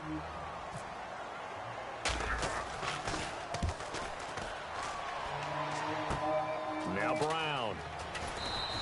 35 yards that time on the punt, and the offense will come back onto the field with a 1st and 10. And Pittsburgh getting set to take the field. And they're hoping to capture some of that magic they had last time out when they were able to put together a scoring drive. But they're still down here, Charles. Not the major concern, though, because of what you talked about. They scored the last time out. They feel good about themselves. They feel like their game plan is now in effect. They know how to attack and what plays they want to put together. But they've got to keep it moving in the right direction because, as you did note, they are down on the scoreboard. The best receivers we know always tease their quarterbacks that, hey, no matter what you do, you cannot overthrow me. Well, guess what? That's exactly what happened on that play. Normally, they time it up pretty well, but on that one, he just overshot him. Second down now after the incompletion. Brown, the lone receiver left. Here's Roethlisberger to throw. He's going to try and go. It's caught inside the 25. And into the end zone. Touchdown, Pittsburgh. Martavis Bryant, 69 yards. And the Steelers get the quick strike touchdown.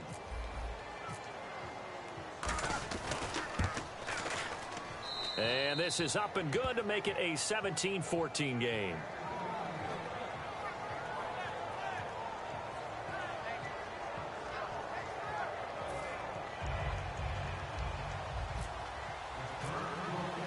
Boswell now to kick it away after the touchdown. This will be taken to the back of the end zone. And he'll take it back to about the 19-yard line.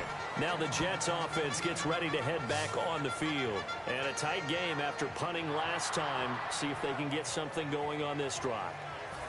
As they head to the field now, with the game this close, you've got to feel there's a sense of urgency for them going on offense right now. But they have to do it without letting panic creep in and affect their play. A first down throw for Fitzpatrick. And he hits on the slant route to Marshall. Give him 9 there on the first down completion. That was a nicely run slant route, and what the receiver's trying to do is make the defender think he's going upfield for a deeper route, and then breaks it off, usually after about 3 to 4 steps, and cuts towards the middle of the field. And now what he's trying to do is use his body to keep the defender away from the football and give the quarterback a really nice target. Again, they were targeting Marshall there, and it's 3rd and short.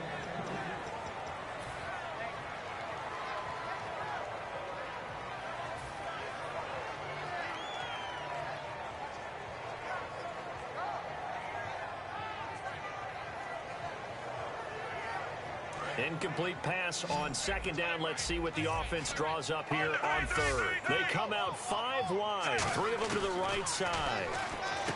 Now Fitzpatrick drops it underneath to Forte. It goes as a gain of 6, and it's a first down. So he makes the grab, and the chains move forward. Nice job by the offensive line, giving them time to complete that first down pass. Marshall, the lone receiver on the left side. First down, Fitzpatrick. Caught, Safarian-Jenkins, right side. 7 yards, the pickup on the pitch and catch.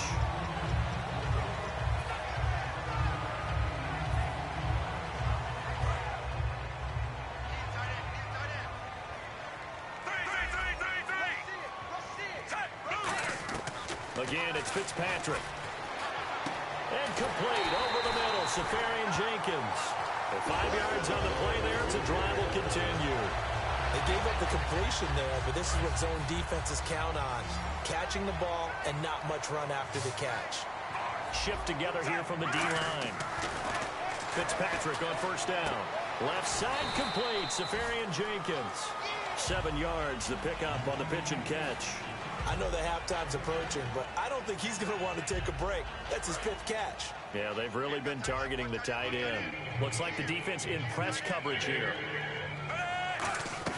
The throw again, Fitzpatrick.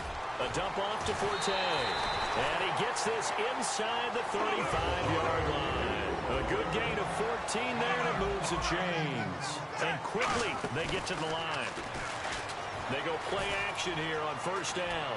He's going to fire one, and this will be caught in the end zone. Touchdown, Jets. Devin Smith as the first half is winding down, and the Jets find a way to stretch their lead.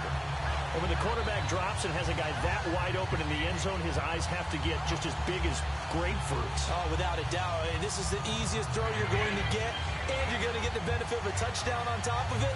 Make that throw.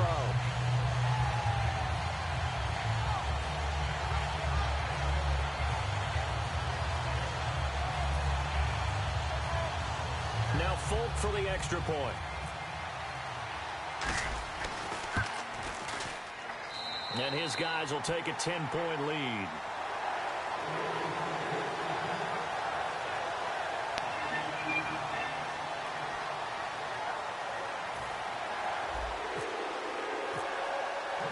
Folk now set to boot it after his guys put 6 on the board. This is fielded a couple yards deep. They'll bring it back to just about the 25, call it the 24-yard line. And Pittsburgh getting set to take the field. And with time quickly fading here in the second quarter, not sure how aggressively, offensively they want to play this. I think we'll find out just how much they trust their guys in this situation if they decide to take a shot.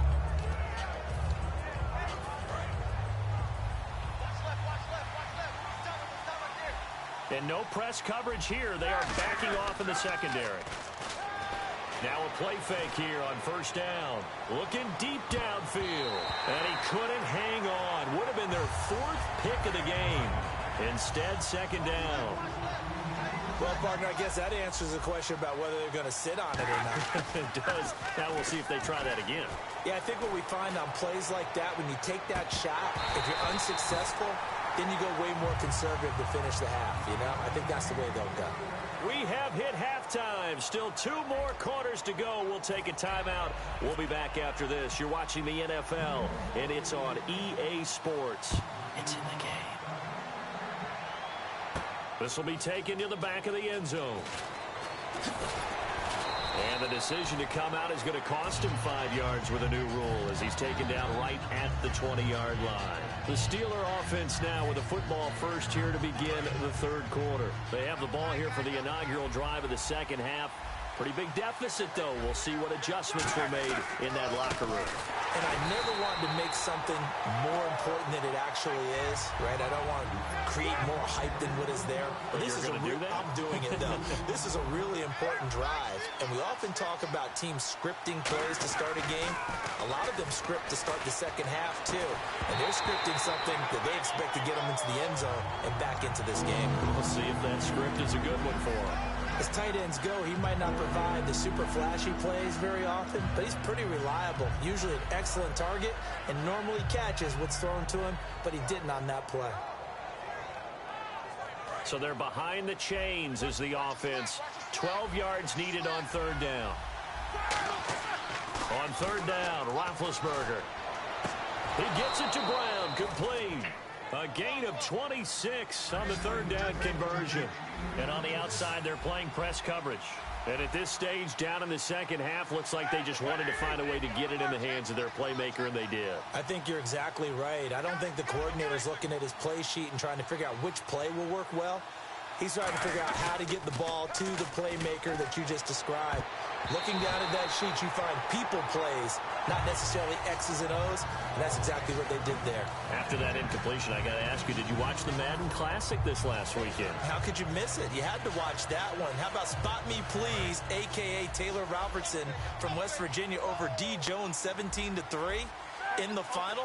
That was a terrific, terrific matchup. But for me, watching it, I felt the intensity. It felt like the NFL playoffs, and the finals felt like the NFL Super Bowl. The broadcast quality was tremendous. Yeah, it was a big deal. How about Spot Me Please after sounding like a coach? Said, very thankful. There was a lot of good competition. I was fortunate to come out on top. Yeah, when you get the big check, you have a chance to be real humble about it. And now they're in the hurry-up.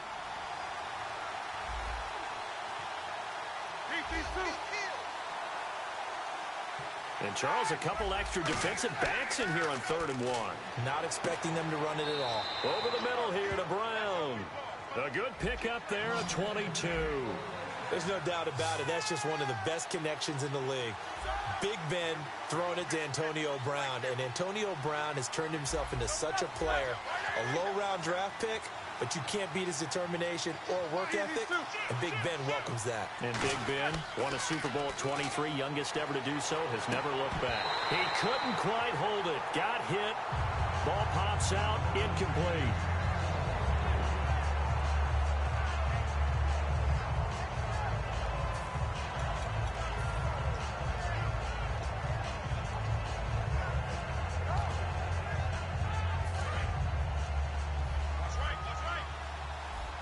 And the D-line pinching together must be expecting the run.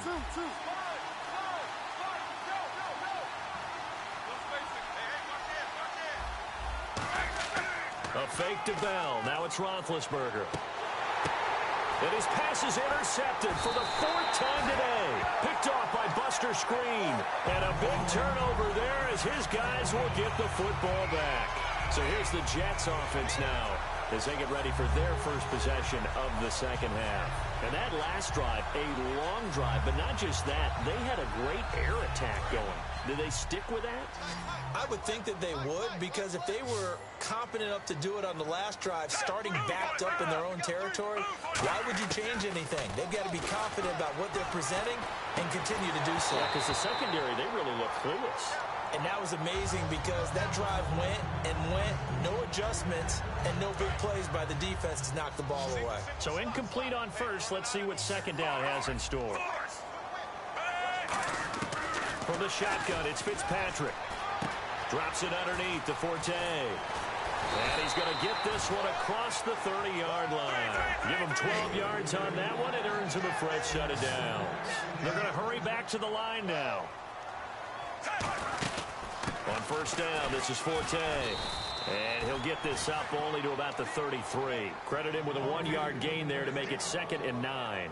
That was a really nice play, be able to stack that one up. When they get back in the huddle, he's got to tell his guys up front, great job. They kept people off of him, allowed him to run free, and make the hit on the runner. Filled the gap nicely, kept him to just a 1-yard gain. Second down, Fitzpatrick. And his throw's going to be incomplete. The former Clemson Tiger, Sharon Peak, was the target, and it's 3rd down. Let's give some credit to the defensive guys on that play. Able to bat that one away. Sure looked like they were trying to hit the corner route.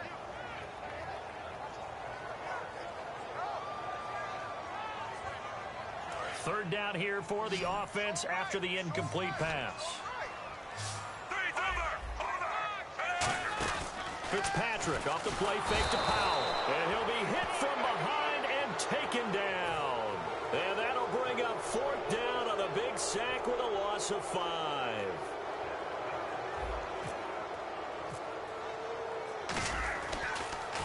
And he uncorks a beauty. Best of the day. And this will be taken at the 13. Nice job bringing that one back. 14 on the return. And possession will switch hands, 1st and 10. Now the Steelers offense gets ready to get back onto the field. Looked like they had something going last drive. Then the interception happened. Will they recover? The memory they need to keep with them is that they did have something going. They were moving the ball on offense, had a nice sequence going. Don't worry about the other part. You can't get that back. Let's go back to what you were doing well before. I thought you were going to say they need to have no memory, but remember the good part, forget the bad. I like that even better.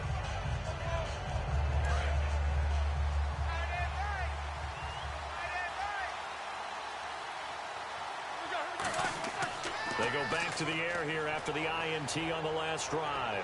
He sets to fire deep. And it pops free. The collision there jarred the ball loose and brings up 2nd down. And you just know when that play call came in, their eyes lit up, because anytime you get a chance to take a big shot downfield, that's a lot of fun, and they missed an opportunity.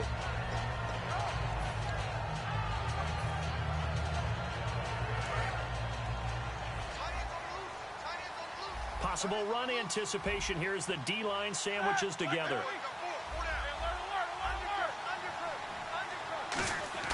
2nd and 10. It's Roethlisberger once more. Rush coming, and he's taken down. They'll wind up losing 10 on the sack, and it'll lead to a 3rd and long. Looking to speed things up here, going with some tempo. Now Ben on 3rd and long. Blitz coming, and down he goes. Roethlisberger will stay out there, and they're going to go for it on 4th. 3rd and long, defense with no fear. They brought the pressure. Zero fear at all. That means they feel really good about the guys who are going to cover. But the biggest one is they think their pressure will get there before he has a chance to find an open receiver. He's going to let, and my goodness, another interception. Picked off by Buster Screen. And they get the football. They'll set up shop at their own 49-yard line.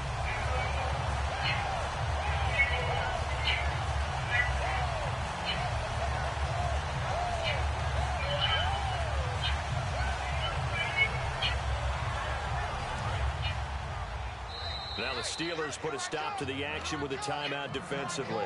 It's just their first, so 2 remaining as they burn one here in this 3rd quarter.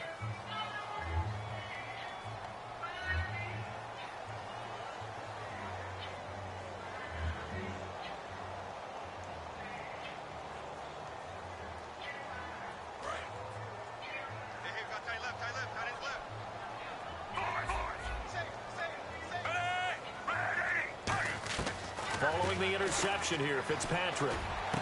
That one complete to Anderson. And all the way in. Touchdown, New York. Robbie Anderson, 50 yards. And the interception by the Jets D leads to a touchdown. As a fan, is there anything prettier than a well-executed post route? No, it's a thing of beauty, especially when it's done like that for a touchdown. The throw, the catch, and how about the run after to get it to the end zone? This is taken about 7 yards deep.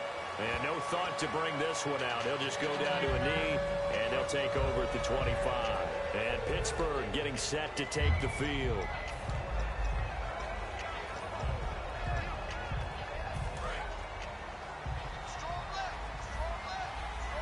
They'll come out in the pistol.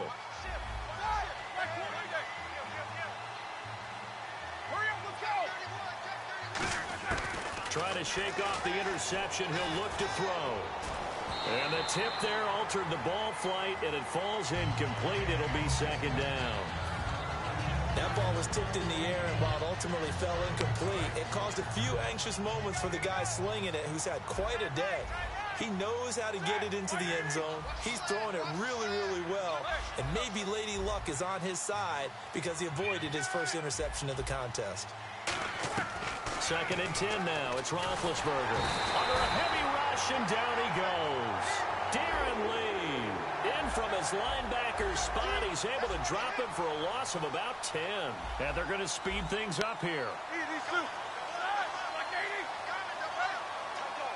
The Jets will bring in a nickel set as they try to stop this 3rd down. He's going to look deep down the field. Oh, this is taken in. It's complete. It's a big play there for the Steelers. 49 yards. There will always be a place for methodically marching the ball downfield. But when you can pick it up in big chunks and strike like that and have explosive plays, that's often the difference in winning and losing. Those types of plays that can knock a defense off balance, that'll drive a team towards a victory.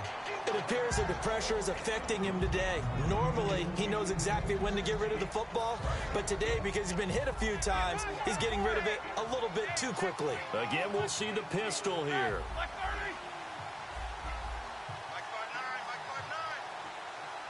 Bryant, the man in motion right. Again on 2nd and 10, it's Roethlisberger. And Bryant's got it over the middle. And brought down, but not before they're inside the 25. And with that last play, he's now up over that 300-yard mark. And in today's NFL, it almost feels routine. And I hate that when you talk about a 300-yard passing game. To me, 300 yards still signifies excellence, and he's achieved that in this performance. When you see passes knocked down by those guys I call the frustrated fullbacks, the linebackers, you know that in their zone coverage, they were able to drop, see the ball thrown, and react to it very quickly. They come up with one running back. That's Bell. Now Roethlisberger. This will be caught at about the 3. And they do get him down, but he's inside the 5 all the way to the 3. And they're going to hurry back to the line now. A good grab there by the former Central Michigan man, Antonio Brown. And he ate up some real estate up. Pushing and fighting his way in for a Steeler touchdown. Le'Veon Bell taking it in from 2 yards out. And the Steelers are able to close the gap just a bit. And the lead is trimmed down to 10.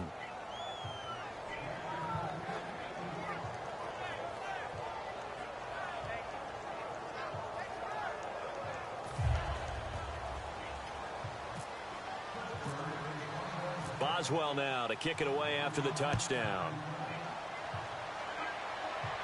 This is fielded a couple yards deep. Back now here on EA Sports.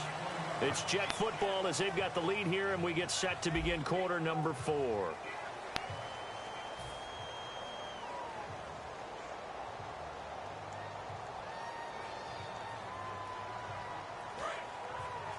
The defensive line disperses a little bit here, maybe expecting a pass. Marshall, the lone receiver on the left side. To throw. In trouble here, and down he goes. Back at the 8-yard line. They dial up the corner blitz that time, and it delivers to the tune of a 9-yard loss.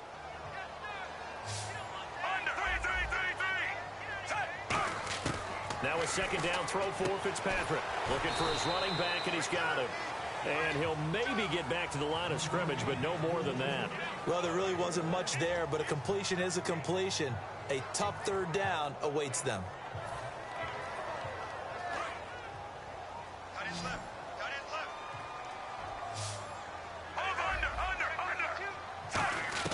Third and long for Ryan Fitzpatrick. He's got a man open. That's Marshall. And he's able to get this one all the way past the 30. And they convert on third with a gain of 22. And defensively, they just don't seem to have much of an answer for this passing game. Not at all. Look at the confidence that's exhibited here. With that type of a lead, clock on their side, instead of running it, they're still throwing it, trying to pick up first. And no escaping this time as he'll go down. They got him for a sack.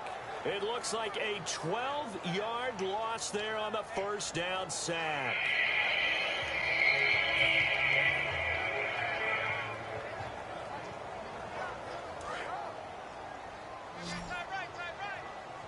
Looking to jam the receivers at the line here. Press coverage look defensively.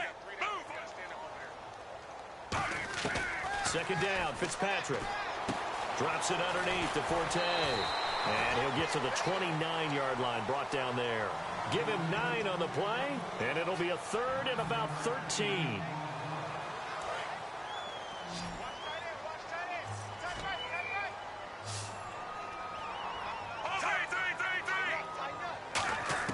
Fitzpatrick from the gun on third down. And he took the contact as he was throwing it, and the ball drops incomplete. Putting pressure on the guy throwing the football is always good, but when you can couple that with contact on him that leads to an incompletion, as we just saw there, that's winning football.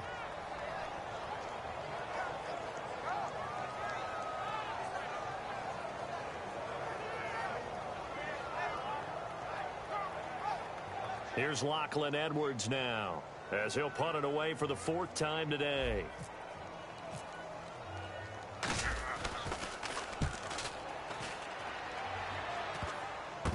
Fielded at about the 28.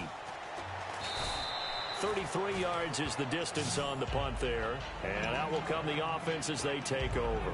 The Steelers offense now, they head back onto the field. And they were able to punch it in the end zone last time. They'll be looking to do that again here for the defense. Obviously, they'll be looking to stop them from punching it back in the end zone. It always is punch-counter-punch, isn't it? And which team has the advantage? Well, let's just go back. Last time on offense, they rolled downfield, got into a good rhythm. You can see a little more bounce in and out of the huddle. You can see the sideline really get into the game. So defensively, you're thinking to yourself, how do we take that away from them? How do we get the advantage back? Let's see what they come up with. I think pressure is always the first way to go. You love pressure. I love it. We'll see if they dial it up this drive.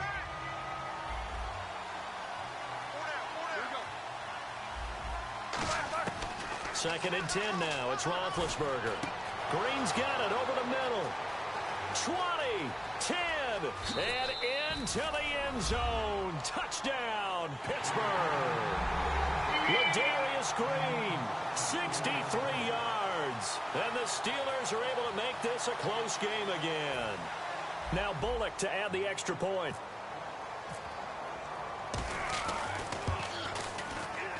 And the lead is down to a field goal now.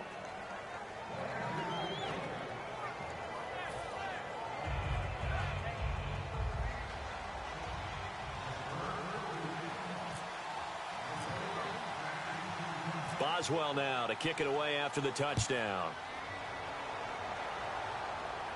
This will be taken to the back of the end zone.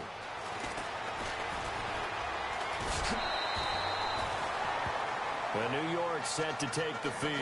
They've got the lead. Last time had to punt it, though. What's the key to this drive? I think it's leverage. Leverage. Big guys up front. You know the motivational speech on the sideline is, guys, give us an opportunity. Protect the passer, create space for our runners, and let's go ahead and get these guys. Low man wins. Let's go do it on this drive. We'll watch that leverage on this drive. And at this stage of the game, time a factor, time on their side as they just try to eke out the final precious moments of this one. Here's Fitzpatrick over the middle, and it's caught. Brandon Marshall. A good pickup there. 8 yards on the first down completion. And the offense moving quickly to the line. One of the selling points of the in route is against the quarterback, a really nice sight line to his receiver, and almost on a direct shot, able to throw the ball into the middle of the field and have a great chance of success as they did on that play. Now that's the way to do it. Hand it to someone with vision and good footwork, and add in a little bit of power, and you find a way to pick up first downs. He couldn't quite hold it. Got hit. Ball pops out. Incomplete. Looked like they had an opportunity for a big play across the middle, but he didn't have the concentration or the focus necessary and dropped it before he could haul it in. Forte, the lone running back. They'll get the football here. And that play is blown up, losing yardage back at the... And the Steelers signal for another timeout. That's going to leave them with just one remaining here in this fourth quarter.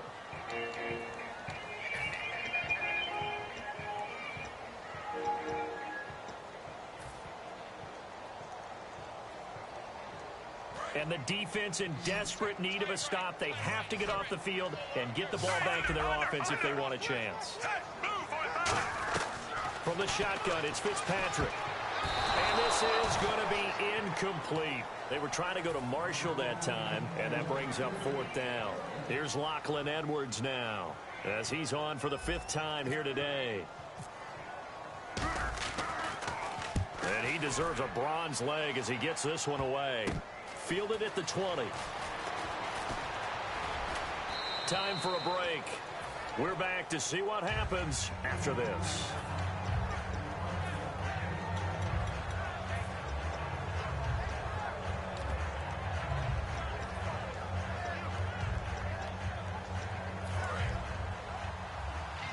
Shift together here from the D-line. They come out 5 wide, 3 of them to the right side.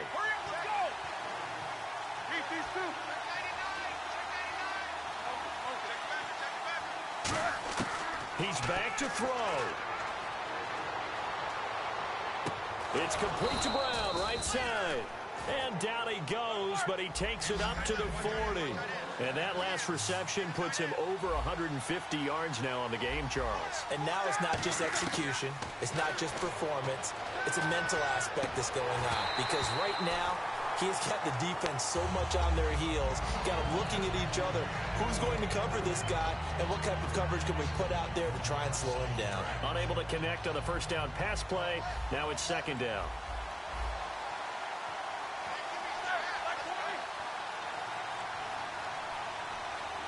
Green, the tight end, in motion. He'll look to throw. Now a desperation throw deep downfield. And he knocks the ball away, and it falls incomplete. Trying to get it there to Martavis Bryant. And that takes us from second to third down. And that play was what every defense is wary of. The big strike attempted downfield, but they were in excellent position. They didn't get fooled. And while he didn't come up with the interception, was able to bat the ball down.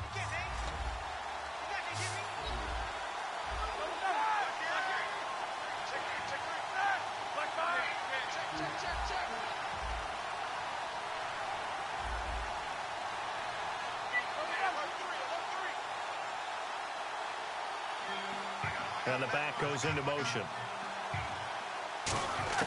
Back to throw. He's going to let it fly.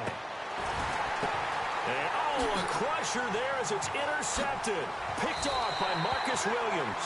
And New York set to take the field. They have the 3-point lead. Defense did their job. Now, late game.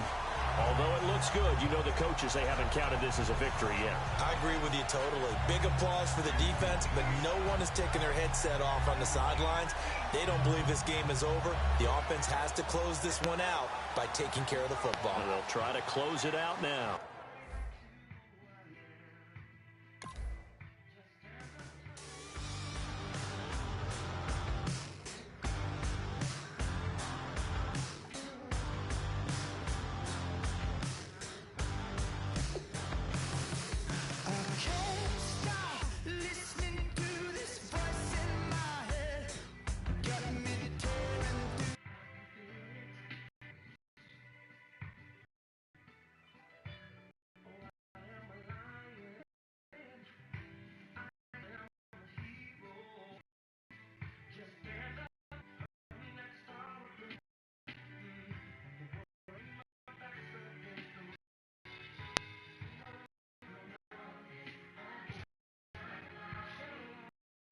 On this rusty spring bed, bust through the dust, flames kissing my back. That's all I remember, and then everything's black. You know, sounds so familiar, someplace hot in my soul. Hello, transmission, now you're in control.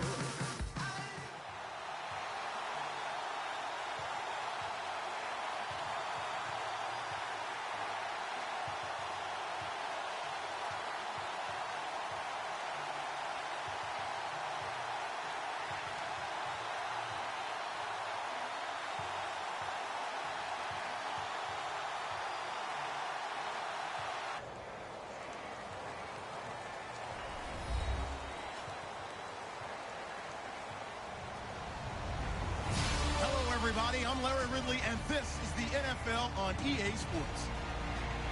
As we head towards kickoff, two quarterbacks will be on the field today trying to push their team to victory. It's Kaepernick's 49ers going up against Fitzpatrick's Jets.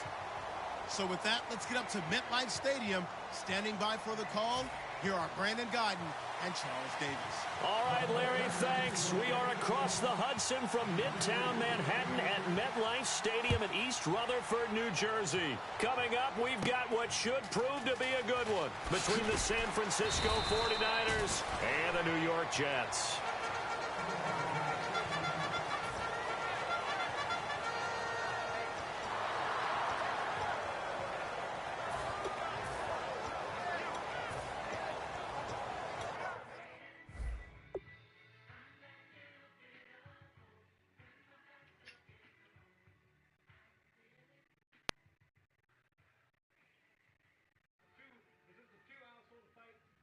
Get in to get my last minute rest because we're going to see who's the best.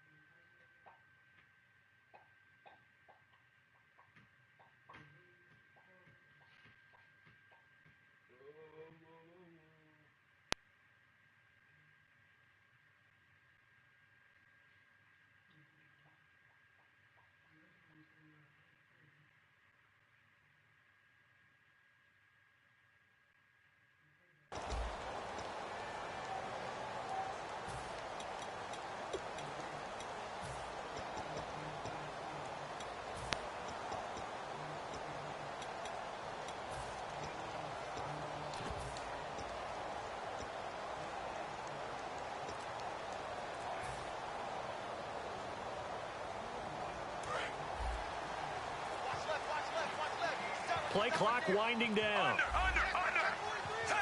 They just get the play off. Now Fitzpatrick. Quick throw that's complete on the inside slant. 5 yards on the catch there, brings up second down. And the Buffet boys, the O-line, hopefully they're ready today.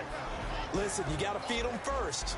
But if you do, you usually get a great product out on the field. And when they play well, the quarterback can't wait to feed them afterwards.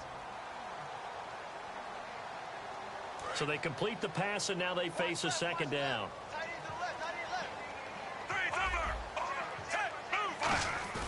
Here's Fitzpatrick. Dancing to his left. And he'll get it up near the 35, right at the 34 here. It's a 9-yard gain, and it keeps the drive moving. And him running the football is not something that defenses spend a lot of time preparing for. But this guy has a survival instinct and a knack for knowing when exactly to do it. Throwing left side here, and it's complete. And now the ball's out. Fumble near midfield. But fortunately, he's able to recover his own fumble, or that could have been trouble. Call it luck or skill, whatever the case is, they're feeling good about just keeping the football there. Yeah, the biggest thing they're calling it now, our ball. I mean, they don't care if it was luck or skill. Boy, the panic that jumps up in your chest when that ball's on the ground. Now Fitzpatrick hit. It's out. He lost the football. So it goes as a fumble, but the key thing, not a fumble loss. Yeah, that stat's big, isn't it? I mean, I remember watching teams play. The ball might be on the ground a number of times during the game, but if the other team doesn't get it, that's a huge difference in the ball game. And in this case, they were able to retain possession. A near turnover, but the offense recovers it. Now they'll try to regroup on second. To throw is Fitzpatrick. Looking here for Smith downfield. And they went for a big play through the air on second down. Couldn't connect. Now it's third. And the 49ers on the defensive side of the football. Ahmad Brooks came out of the University of Virginia with speed as the #1 part of his game. But since then, he's gotten stronger at the point of attack. And the offense looking to pick up the first down after the second down incompletion. Third and long for Ryan Fitzpatrick. Finding time. He's going to go up top again. And I think that one might have been intercepted, but he will be ruled out of bounds. So this will go only as incomplete. I don't care what game it is. Everyone's always looking for an early advantage, an early break, and they almost had one there. That should have been an interception. Nice catch. Just couldn't get his feet down in bounds. And offensively lucky to have that one back. Now it's Curley.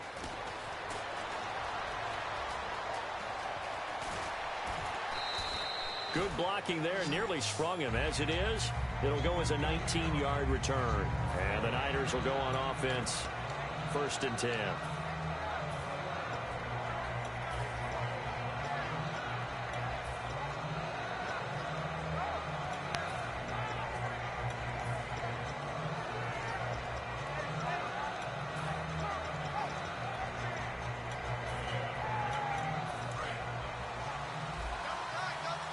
And the D-line pinching together, must be expecting the run. First carry for Carlos Hyde. And this defense feeling the encouragement. They stop him at the line of scrimmage on the first play of the afternoon. And here's the headshots for the offense. And Carlos Hyde, a talented back. Has taken over as the lead runner. A terrific talent. Can batter you inside, but has more speed than what you expect to take it the distance. See if they stay on the ground for second down. Looks like the defense in press coverage here. Gabbert now on second down. Over the middle to Smith. And able to get this one across the 45 before he's brought down. It's a 10-yard pickup, and it moves the chains.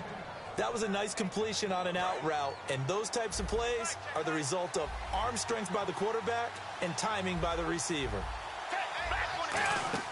First down, Gabbert. Oh, it's a screen pass. That's complete. And he'll get it out to midfield. Looks like, yeah, they'll spot it right at midfield at the 50. Give him 2 yards on that play, and that'll make it a second down. And quickly, the starting 11 now for the New York defense. Muhammad Wilkerson is one of the most versatile defensive linemen in the league. You can play him at any spot and expect big-time production.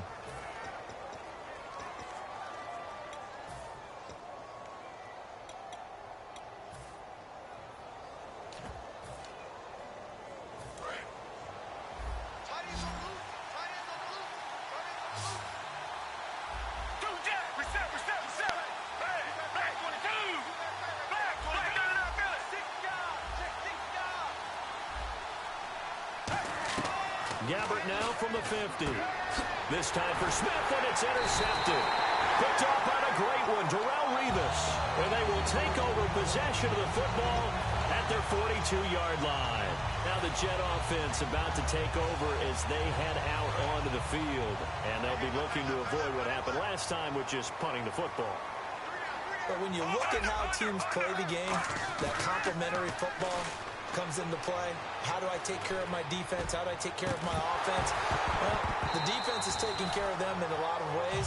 Now it's time for the offense to jump things up and help their defense out. Give them a little bit of rest. Yeah, time for them to give them a rest. Took the words right out of my mouth.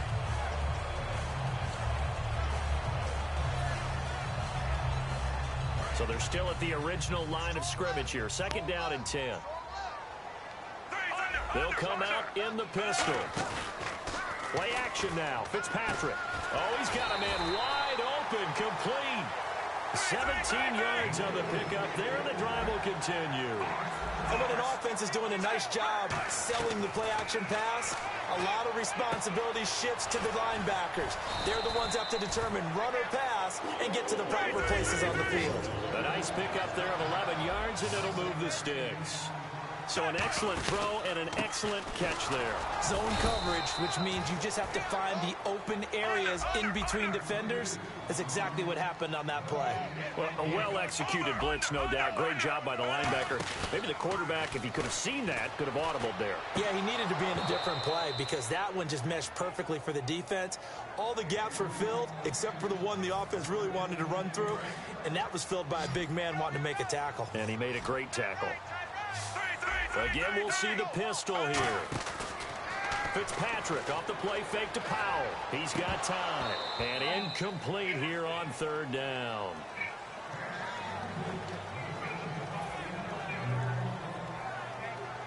So on comes a field goal unit for the Jets. Here's Nick Folk.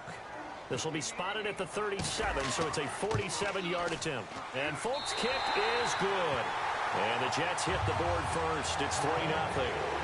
So it's a 7-play drive, but it stalls out in the end. Let's credit the defensive front 7. They were a little leaky at the start of the drive, but they stiffened toward the end. And this will not be returnable. It's out of the back of the end zone for a touchback. Out on the field now, here come the 49ers. And following the interception, we'll see what they can put together on this drive. I can hear my old college coach right now. He always used to tell us before every game, the team making the fewest mistakes will win. What they're hoping is that that last mistake is their only one of the game. Coaches, that's all they talk about, turnovers, right? Minimizing those and maximizing opportunities. They go back to the air here after the INT on the last drive. Vance McDonald, the tight end, was the target. That'll bring up 2nd down.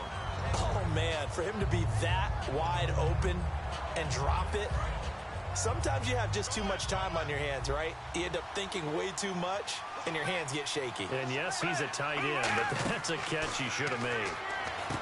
Throwing. Gabbert. Now they go screen. It's complete. And they get him down, but not before he takes it across the 40-yard line. When you run a screen pass really well, you got to like the look of it because so many parts come together to make it work well. The offensive linemen, where they're faking people out, the back slipping out there, catching the football, then all of them going together as one unit downfield. A really nice pickup. And he'll get it out a couple yards shy of midfield at the 48.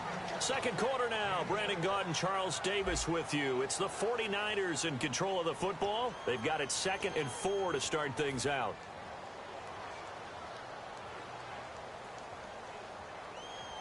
Completed pass play. Now let's see if they go back to the air or to the ground.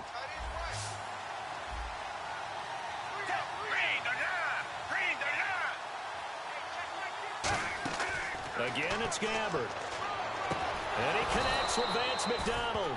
And he's brought down. They give him 13 yards there on the play and a fresh set of downs. And the game just keeps evolving. Big guys running those corner routes, so difficult to cover. Offense comes to the line now, 1st and 10. And on the outside, they're playing press coverage. A first down throw for Gabbert. Now they set up the screen. That's complete. They'll get 4 there out of the screen, and it's 2nd down. So many things have to come together just right for a screen pass to break for big yardage. The blocking, the timing of the pass to the runner, everything has to fit together just right. But on that play, the defense was able to disrupt things and hold it to a short game. On 2nd down, Hyde. Trying to get out wide, but he's going to be tackled right near the line of scrimmage. Well, while the Niners might be 1-11, one thing I think they do have going for them, a good running game. And Hyde last week, 92 yards, but they're 4th in the NFL on the ground. And that's supposed to be the strength of the San Francisco offense. When Chip Kelly is in charge, he wants to run the ball first and last. People don't get that out of him. They think he's much more of a high-flying, throw-the-ball guy. Not at all. He wants to run it, and Carlos Hyde is a good back for that. Attacks the line of scrimmage, attacks tacklers, and creates yardage. And here comes play number 6 on this drive. So 3rd and 5, defensively expecting pass. They've got 6 DBs out there.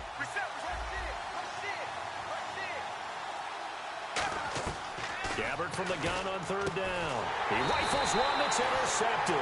A great read, and it's picked off. And his guys are going to get the football at the 23-yard line. And New York set to take the field.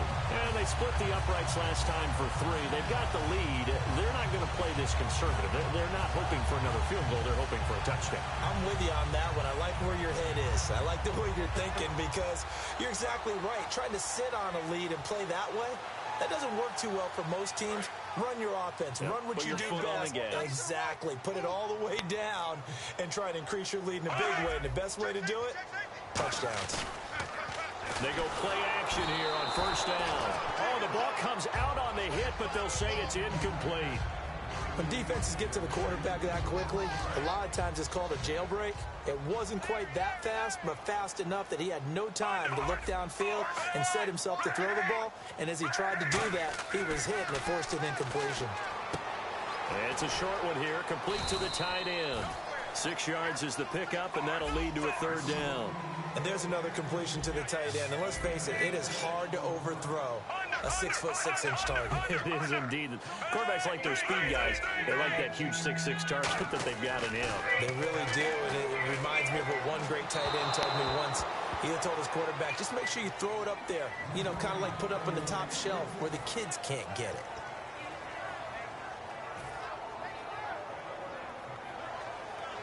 NFL teams last year a little under 50% on 4th down conversions. This is a bit tougher.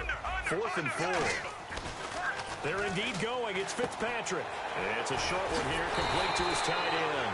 A great effort there to shed the contact, and it helps him pick up the first. Well, it all came together on that one, didn't it? Big time throw on 4th. Now that had to feel good, didn't it? Taking that type of a gamble there and making it pay off. What a throw. And tough as a receiver because no matter how perfect the pass, you know it's 4th down and you got to convert. A little bit of extra pressure, but he overcame it. And this is caught. First catch by Brandon Marshall.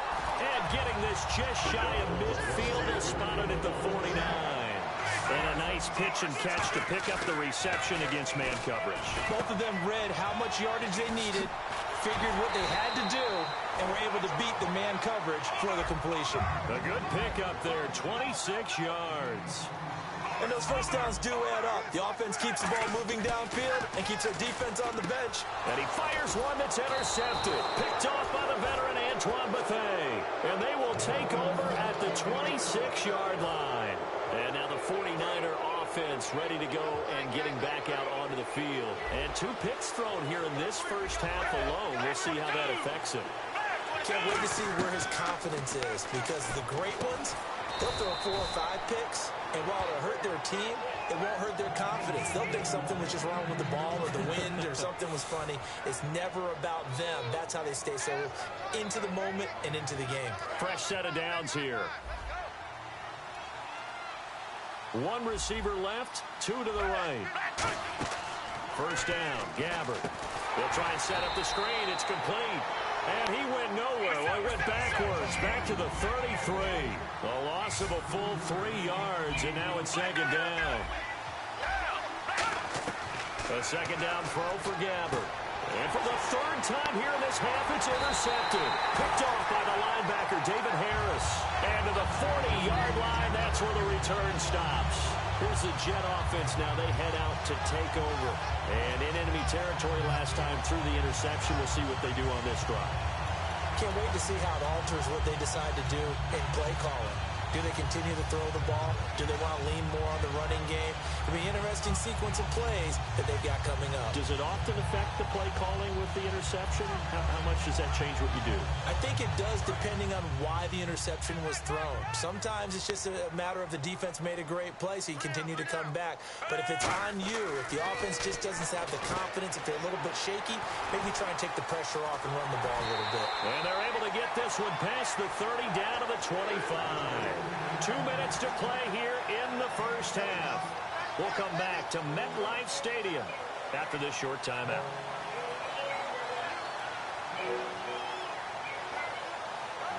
And the offense lining up 1st and 10.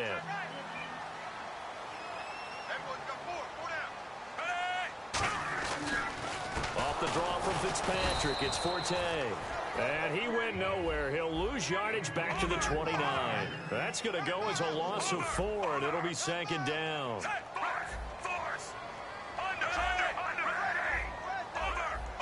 And now it looks like they're going to be in the hurry-up.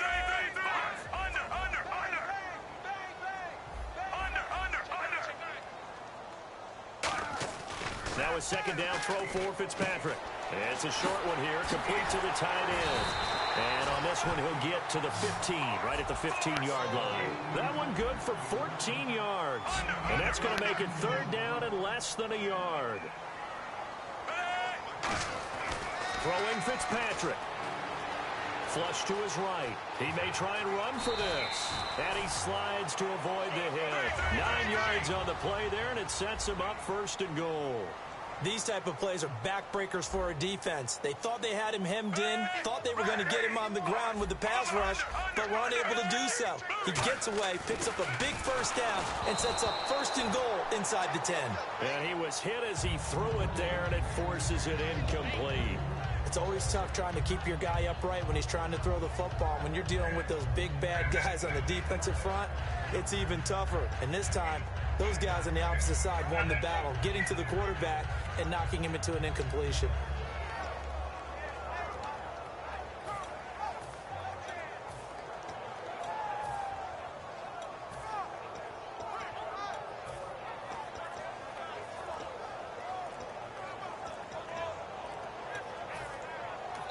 And with the play clock reading 4, we're going to get a timeout. It's just their first, so they'll have 2 remaining here before we get to halftime.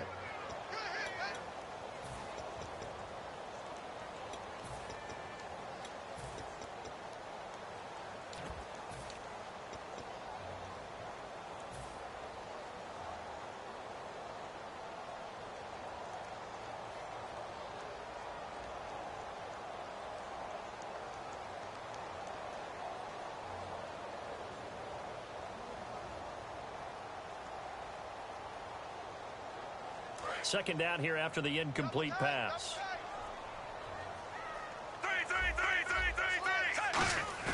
Play action now. Fitzpatrick surveying the field. And he'll be hit as he releases it, and that'll fall incomplete.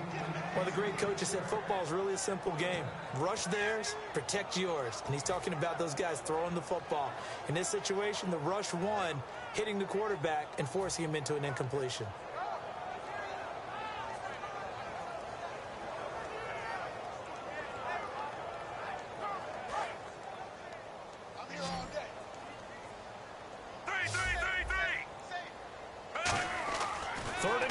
Fitzpatrick, and he is going to go down back at the 11-yard line. And now the 49ers signal for a timeout defensively. It's just their first, so they'll have 2 remaining here before we get to halftime. On now is Nick Folk in the field goal unit for the Jets. And Folks' kick is good. And that will double their lead as it's up to 6. So they had put together a good little drive there, but it stalls out in the red zone. And that's all right. You were able to hold on to the ball for a bit, give your defense a breather, and come away with points. This will be taken in at the 1. And he'll take this up past the 20 and down at the 22-yard line. The San Francisco offense getting their last-minute instructions before they take over here. And what do you think goes on here in this situation? If you got the football, you're trailing, you're back in your own territory with just a little time. Do you try something? You're thinking about jump-starting your team, right? You just mentioned it. They're down. They're trying to get back into the game.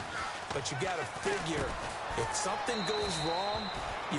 Now hold everything here. We're going to get a timeout by the offense. So that means they're down to 1 remaining here as we head toward halftime.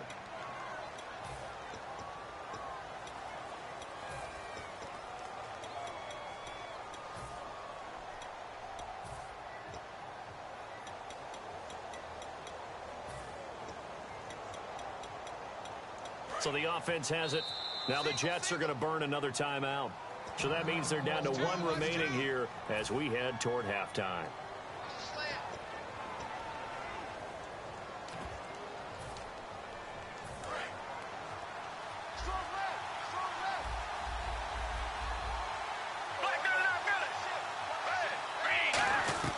Gabbard on first down. And his pass is intercepted for the 4th time today. A great read, and it's picked off.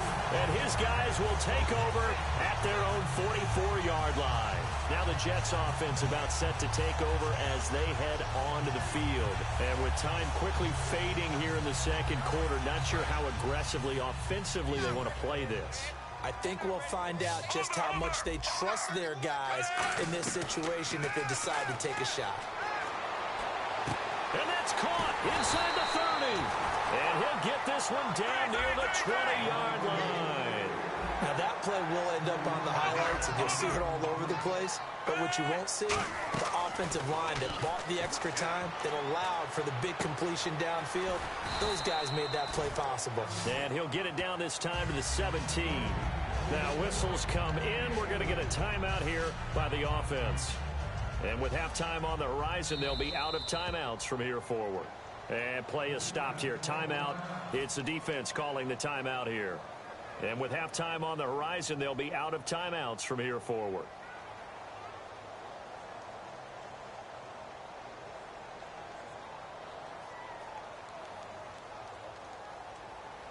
So 3 seconds here remain in the half. On is the field goal unit to see about getting 3 points. From the left hash, this from 34. And Folks' kick is good. So we've hit intermission. It's halftime. This is the NFL, and it's a presentation of EA Sports.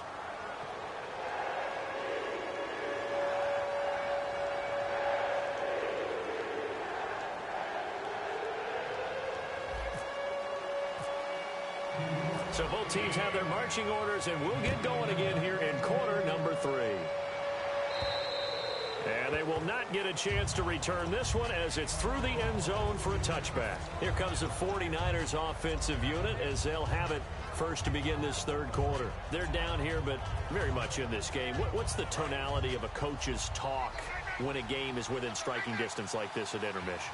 Typically, what they're doing is emphasizing the things that went well in the first half and wanting more of that. Sure, you've got to go over some of the errors and clean up some things because there's a reason you're down.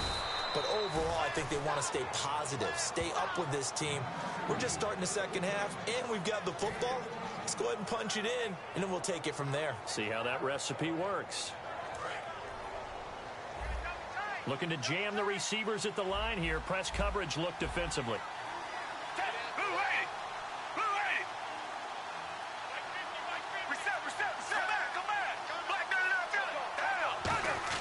Gabbard now to throw on first down. And McDonald here over the middle. And getting this just shy of midfield. They'll spot it at the 49. Obviously, this has not been a banner game throwing the football. So what you got to do, you got to kind of down focus, don't you think? Now here's a timeout defensively. Defensive timeout called by the Jets. It's just their first, so 2 remaining as they burn one here in this third quarter. Hyde, the lone man in the backfield.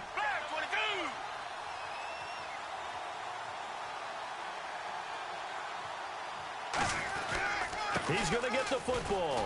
And he's got room. And he's brought down. It'll go as a gain of 12. And the 49ers are going to get a first. And that's a good sign right there as we start the third quarter. Because in the first half, not much space to run the football. And as we go into the half, we often think to ourselves, all right, what's the adjustment? What do they have to do? You know what a lot of the adjustments are?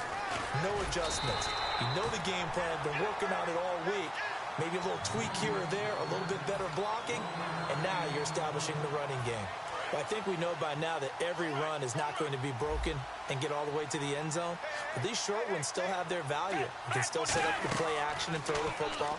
You control the clock because you have the ball and they don't. And often the physicality sets the tempo for the game. Give him 6 on the screen, but now it's third down.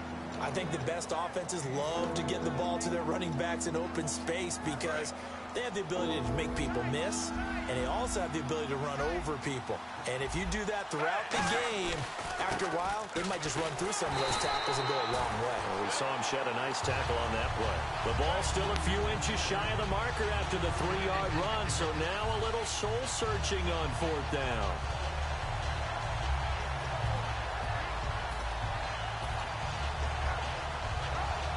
It's a 47-yard field goal try from here, but instead they're going to opt to go for it on fourth down. On the sneak, it's Gabbert. They'll get a couple yards on that one, and they're able to convert here on 4th and inches. We often hear analysts talk about a quarterback's wingspan, almost like a forward in basketball. But here's where it pays to have a long reach. They find the slide opening and are able to stick the ball forward to pick up first downs. First down, a run with Hyde. And some room to maneuver. 8 yards on the pickup, and now they'll have some options on second and short. Well, there's something we haven't seen much of in this game, a really nice run. Do they decide to come back with it, or was that just a little flash, and maybe they continue to try and throw the ball? Possible run anticipation here as the D-line sandwiches together. They'll try to throw here. Gabbert. And now here is another interception. A great read, and it's picked off. And a big turnover there as his guys will get the football back. Here's the Jets offense now getting set to start off this third quarter. And they're not going to play this conservative, I don't think. They had the field goal last time, and they're up, but they're looking to put a drive in the end zone. Oh, I agree with you totally. No one goes out on the field and says, all right, let's just settle for 3, except in certain situations, trying to ice a game, that sort of deal. Most of the time, it's end zone, and that's what you're thinking, and I believe that's exactly what they're thinking as they begin this one. Yeah, no quarterback ever goes out there saying, hey, let's get 3, right? Not one that I've ever met.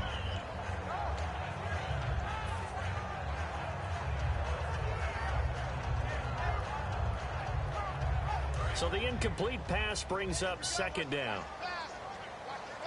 Forte, the lone running back. Back near his goal line, Fitzpatrick. And the hit jarred it loose. It's incomplete. Pretty good coverage there, and both of these defenses, they've had good coverage throughout this one. No doubt about it, and in today's NFL, where we're used to a bit more scoring, this feels almost like a well-pitched game in baseball on both sides, where the tension continues to build. Who's going to make the big play? From deep in their own territory, they look to throw, and that will be incomplete as well. Well, sometimes you just have to take things into your own hands, don't you? I mean, the offense is really struggling in this game. They're the ones keeping things going. They have to continue to play at that level. And he's able to get it out of there, and this is a pretty good kick. Here's Curley. 12 yards on the return that time. And the offense will take over with a new set of downs. The 49er offense now making their way out onto the field. And they had a nice little drive going last time. Threw the interception in the red zone. Costly. Bad enough to throw it anywhere, but that drives coaches insane when they're thinking about, hey, we got a shot at points already. We're already in a spot where you're thinking you got 3 on the board for sure, and to come away with nothing, That's a really tough one for them to swallow. Yeah. Will they make up for it? A good convergence there defensively, only a yard, and it's second down. And just in general, Charles, on a play like that, how tough is it for the defense to account for a running back essentially being a receiver downfield? It's very difficult, especially if the running back has skills like a receiver, and you're aware of that before the game even begins. So throughout your practice sessions, you're going to want to be aware of him. Where is he lining up? What can he do? What kind of damage can he do to us downfield? And who can match up with him without weakening our overall defense? You're exactly right. It's a tough task to match up to him. They brought in an extra defensive back here, so probably not expecting a run on 3rd and 3. A good call. Over the middle to Smith. And they pick up the first down there with a gain of 4. And Brandon, from our time in college football, where receivers weren't running the traditional NFL route tree, one thing they did learn, find open areas, find soft spots, and set up and catch the ball. And I think we just saw that there. Yeah, we saw that indeed, picking up the first. Back now here on EA Sports. It's 49er football, but some ground to cover. They find themselves behind as we hit the 4th and final quarter.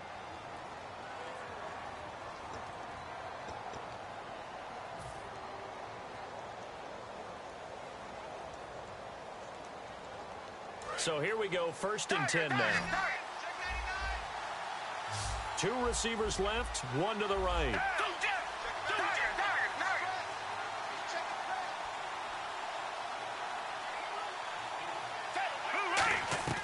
First down, Gabbert.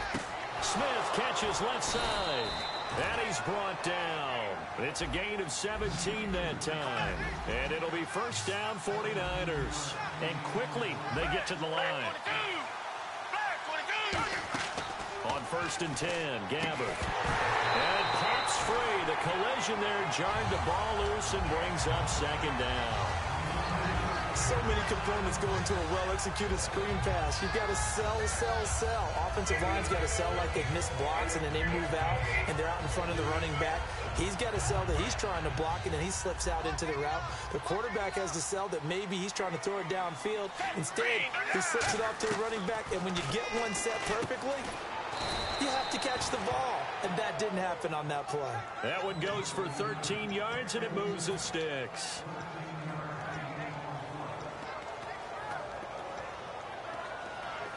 And here comes play number 6 on this drive. Looks like the defense in press coverage here. A first down throw for Gabbert. And yes, complete to the tight end McDonald. It's a gain of 11 yards that time, and it produces a new set of downs.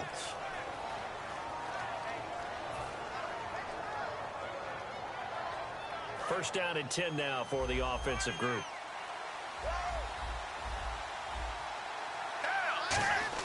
From the red zone now, Gabbert.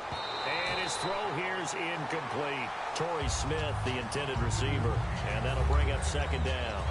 All defenders get tired of hearing about their lack of hands and why they're playing defense instead of offense. But in this situation, it was the hands that made the play.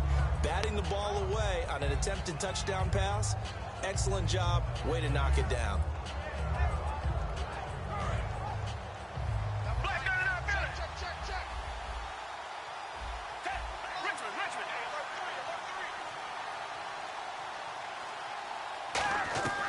Second down, Gabbert again. That is caught at the 7. 8 yards on the completion, but now they face third down. Play number 9 set to come here on the drive on 3rd and 2.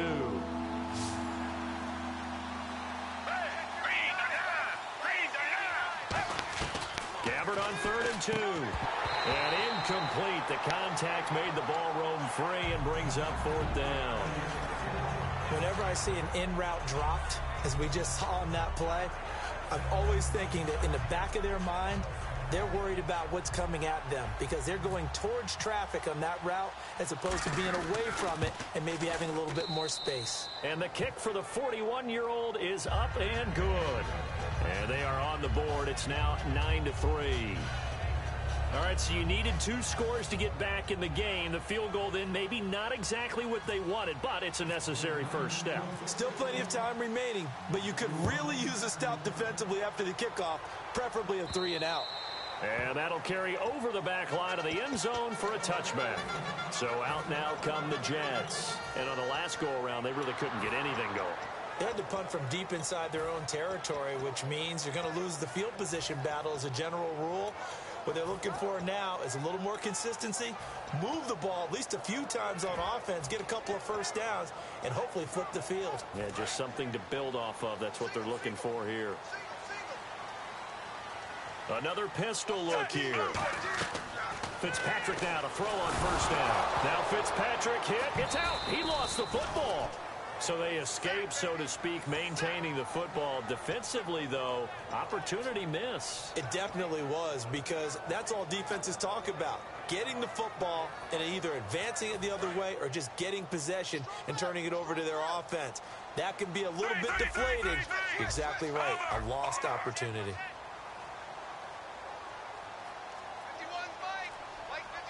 They'll bring a receiver in motion left.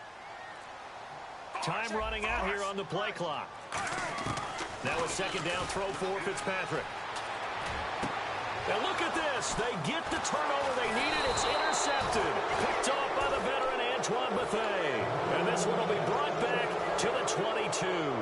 The 49ers offense now, they get set to head back on the field. And they had 3 points last time, but they didn't want 3 points because they were well within range of scoring a touchdown. We'll see if they can do better now. I'm with you on that one. Let's just go ahead and be frank about the whole thing. The only one happy about the 3-point. The kicker. Exactly. You put it through the post. That's going to help him at contract time. But that offense, they're thinking, let's get in the end zone this time. I don't know if that helped him at contract time. You could have kicked that one through. I don't know about that. Toe bash. I don't know about that. Super toe. That one goes for 16 yards. It sets him up first and goal.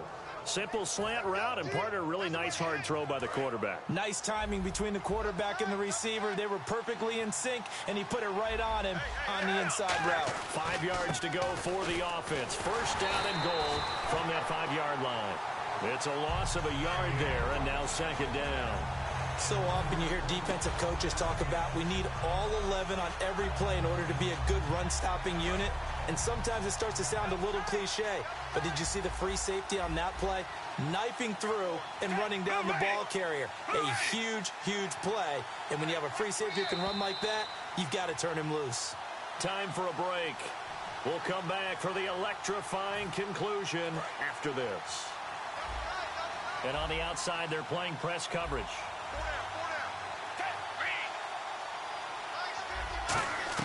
Second down, Gabbard. And that's off the mark, incomplete. Whenever they're trying to attack a zone defense, you're trying to figure out where your gaps are going to be. And depending on what type of zone they're playing, it could be on the outside, it could be in the middle, it could be in the seams, in the edges. In this case, they tried to attack the middle of the field, but this zone defense didn't allow it because they were able to see the ball come off the quarterback's hands, and everyone was able to react to the football and knock it away. And if the defense can hold here, this ball game is over. And they're thinking more than just holding. They're thinking about a takeaway to finish things off. Back to throw. That's caught at the 1. Give him 6 on the play. And that will bring up an interesting decision here on 4th and goal. Well, they certainly didn't get what they wanted on that play. That means it's a big-time decision on what you call on 4th down. Absolutely, because a field goal here doesn't do them much good. Likely the play of the game here, trailing in the final quarter and going for it on 4th and goal. They'll run for it. Hyde is denied down near the goal line. And the Jets are going to get the football back.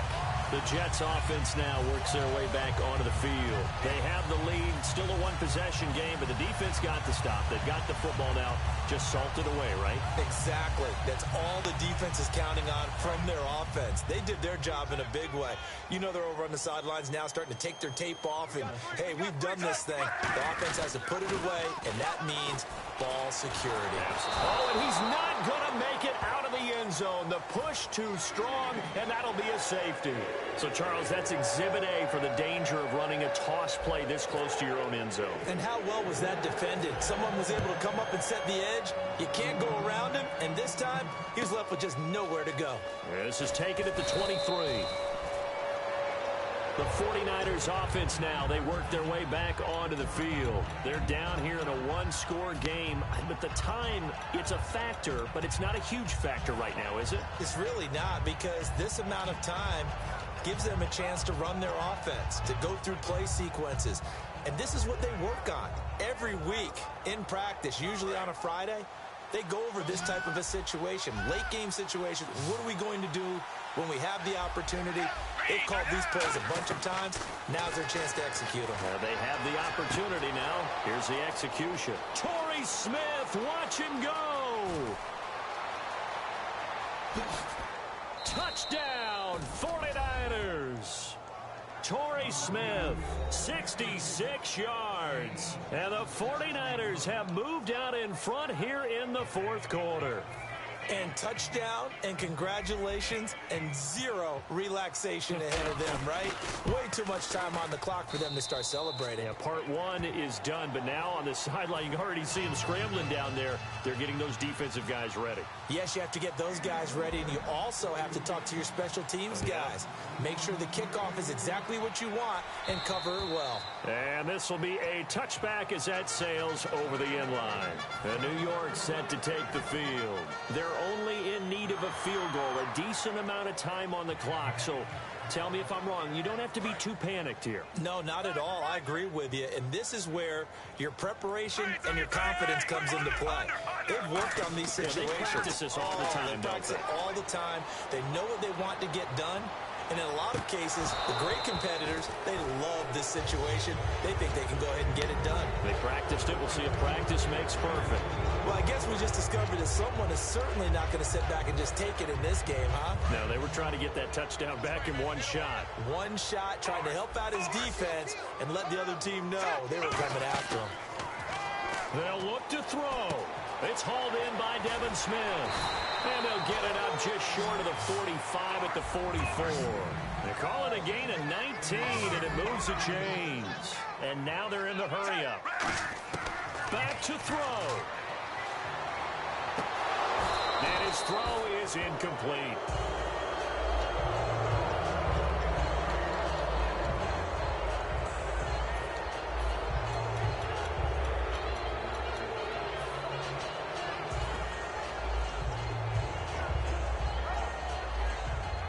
Second down following the incompletion.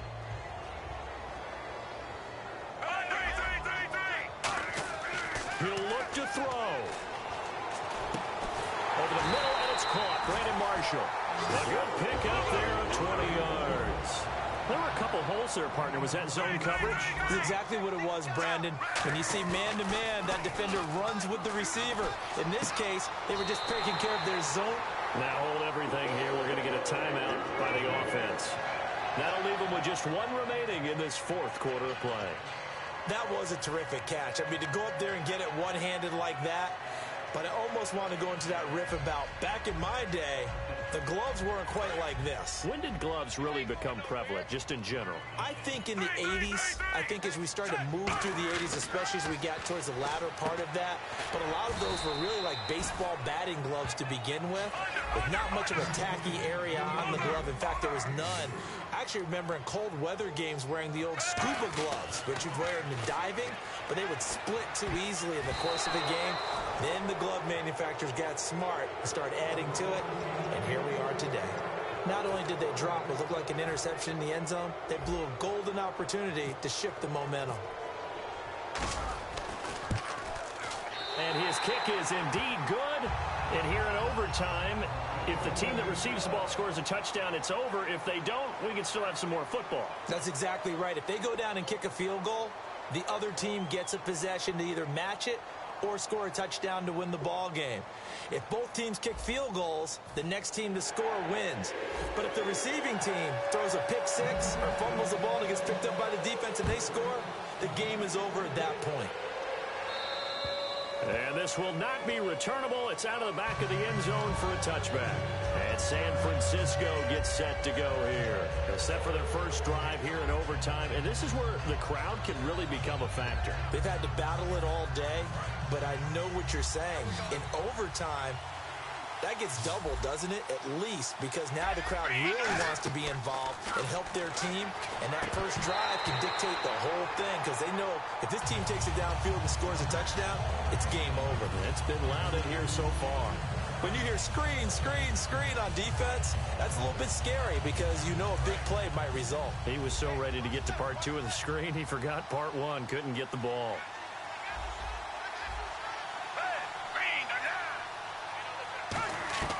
Throwing again, Gabbard on 2nd and 10.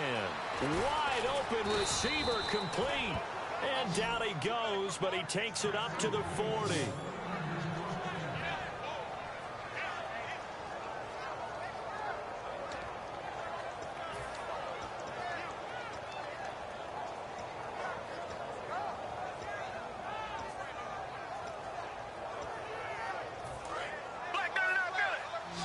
Shift together here from the D-line. 2 receivers left, 1 to the right.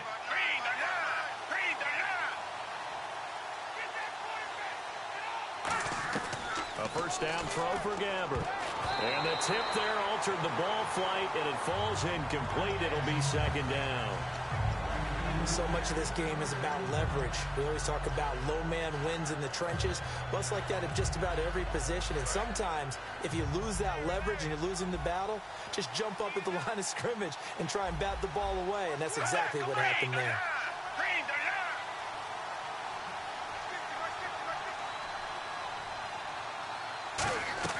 On 2nd down, Gabbard again. Oh, he almost had it. Would have been a big interception here in OT. Instead, it'll give him another shot on 3rd down. He's lucky to be getting that one back. After what they've done with him all day long, with all the targets trying to go after him, he's obviously gotten smart, and his pride has kicked in. Made a terrific play. On 3rd down, Gabbard. And it's caught by Sella. And he's going to have a first down as he's brought down at the 44-yard line.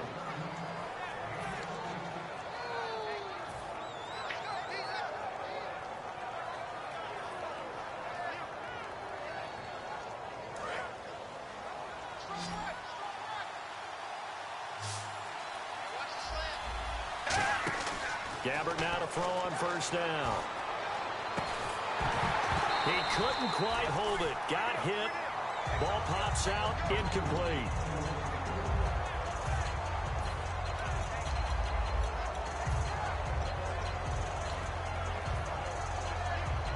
And here comes play number 6 on this drive.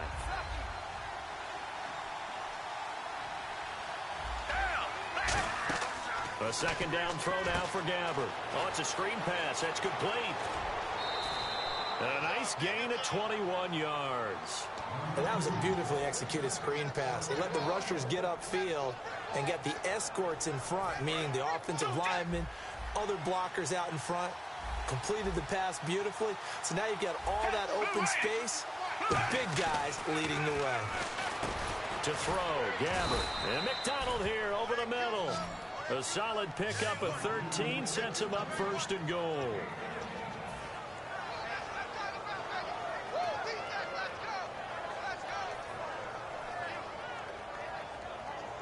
Offense comes to the line now, 1st and 10.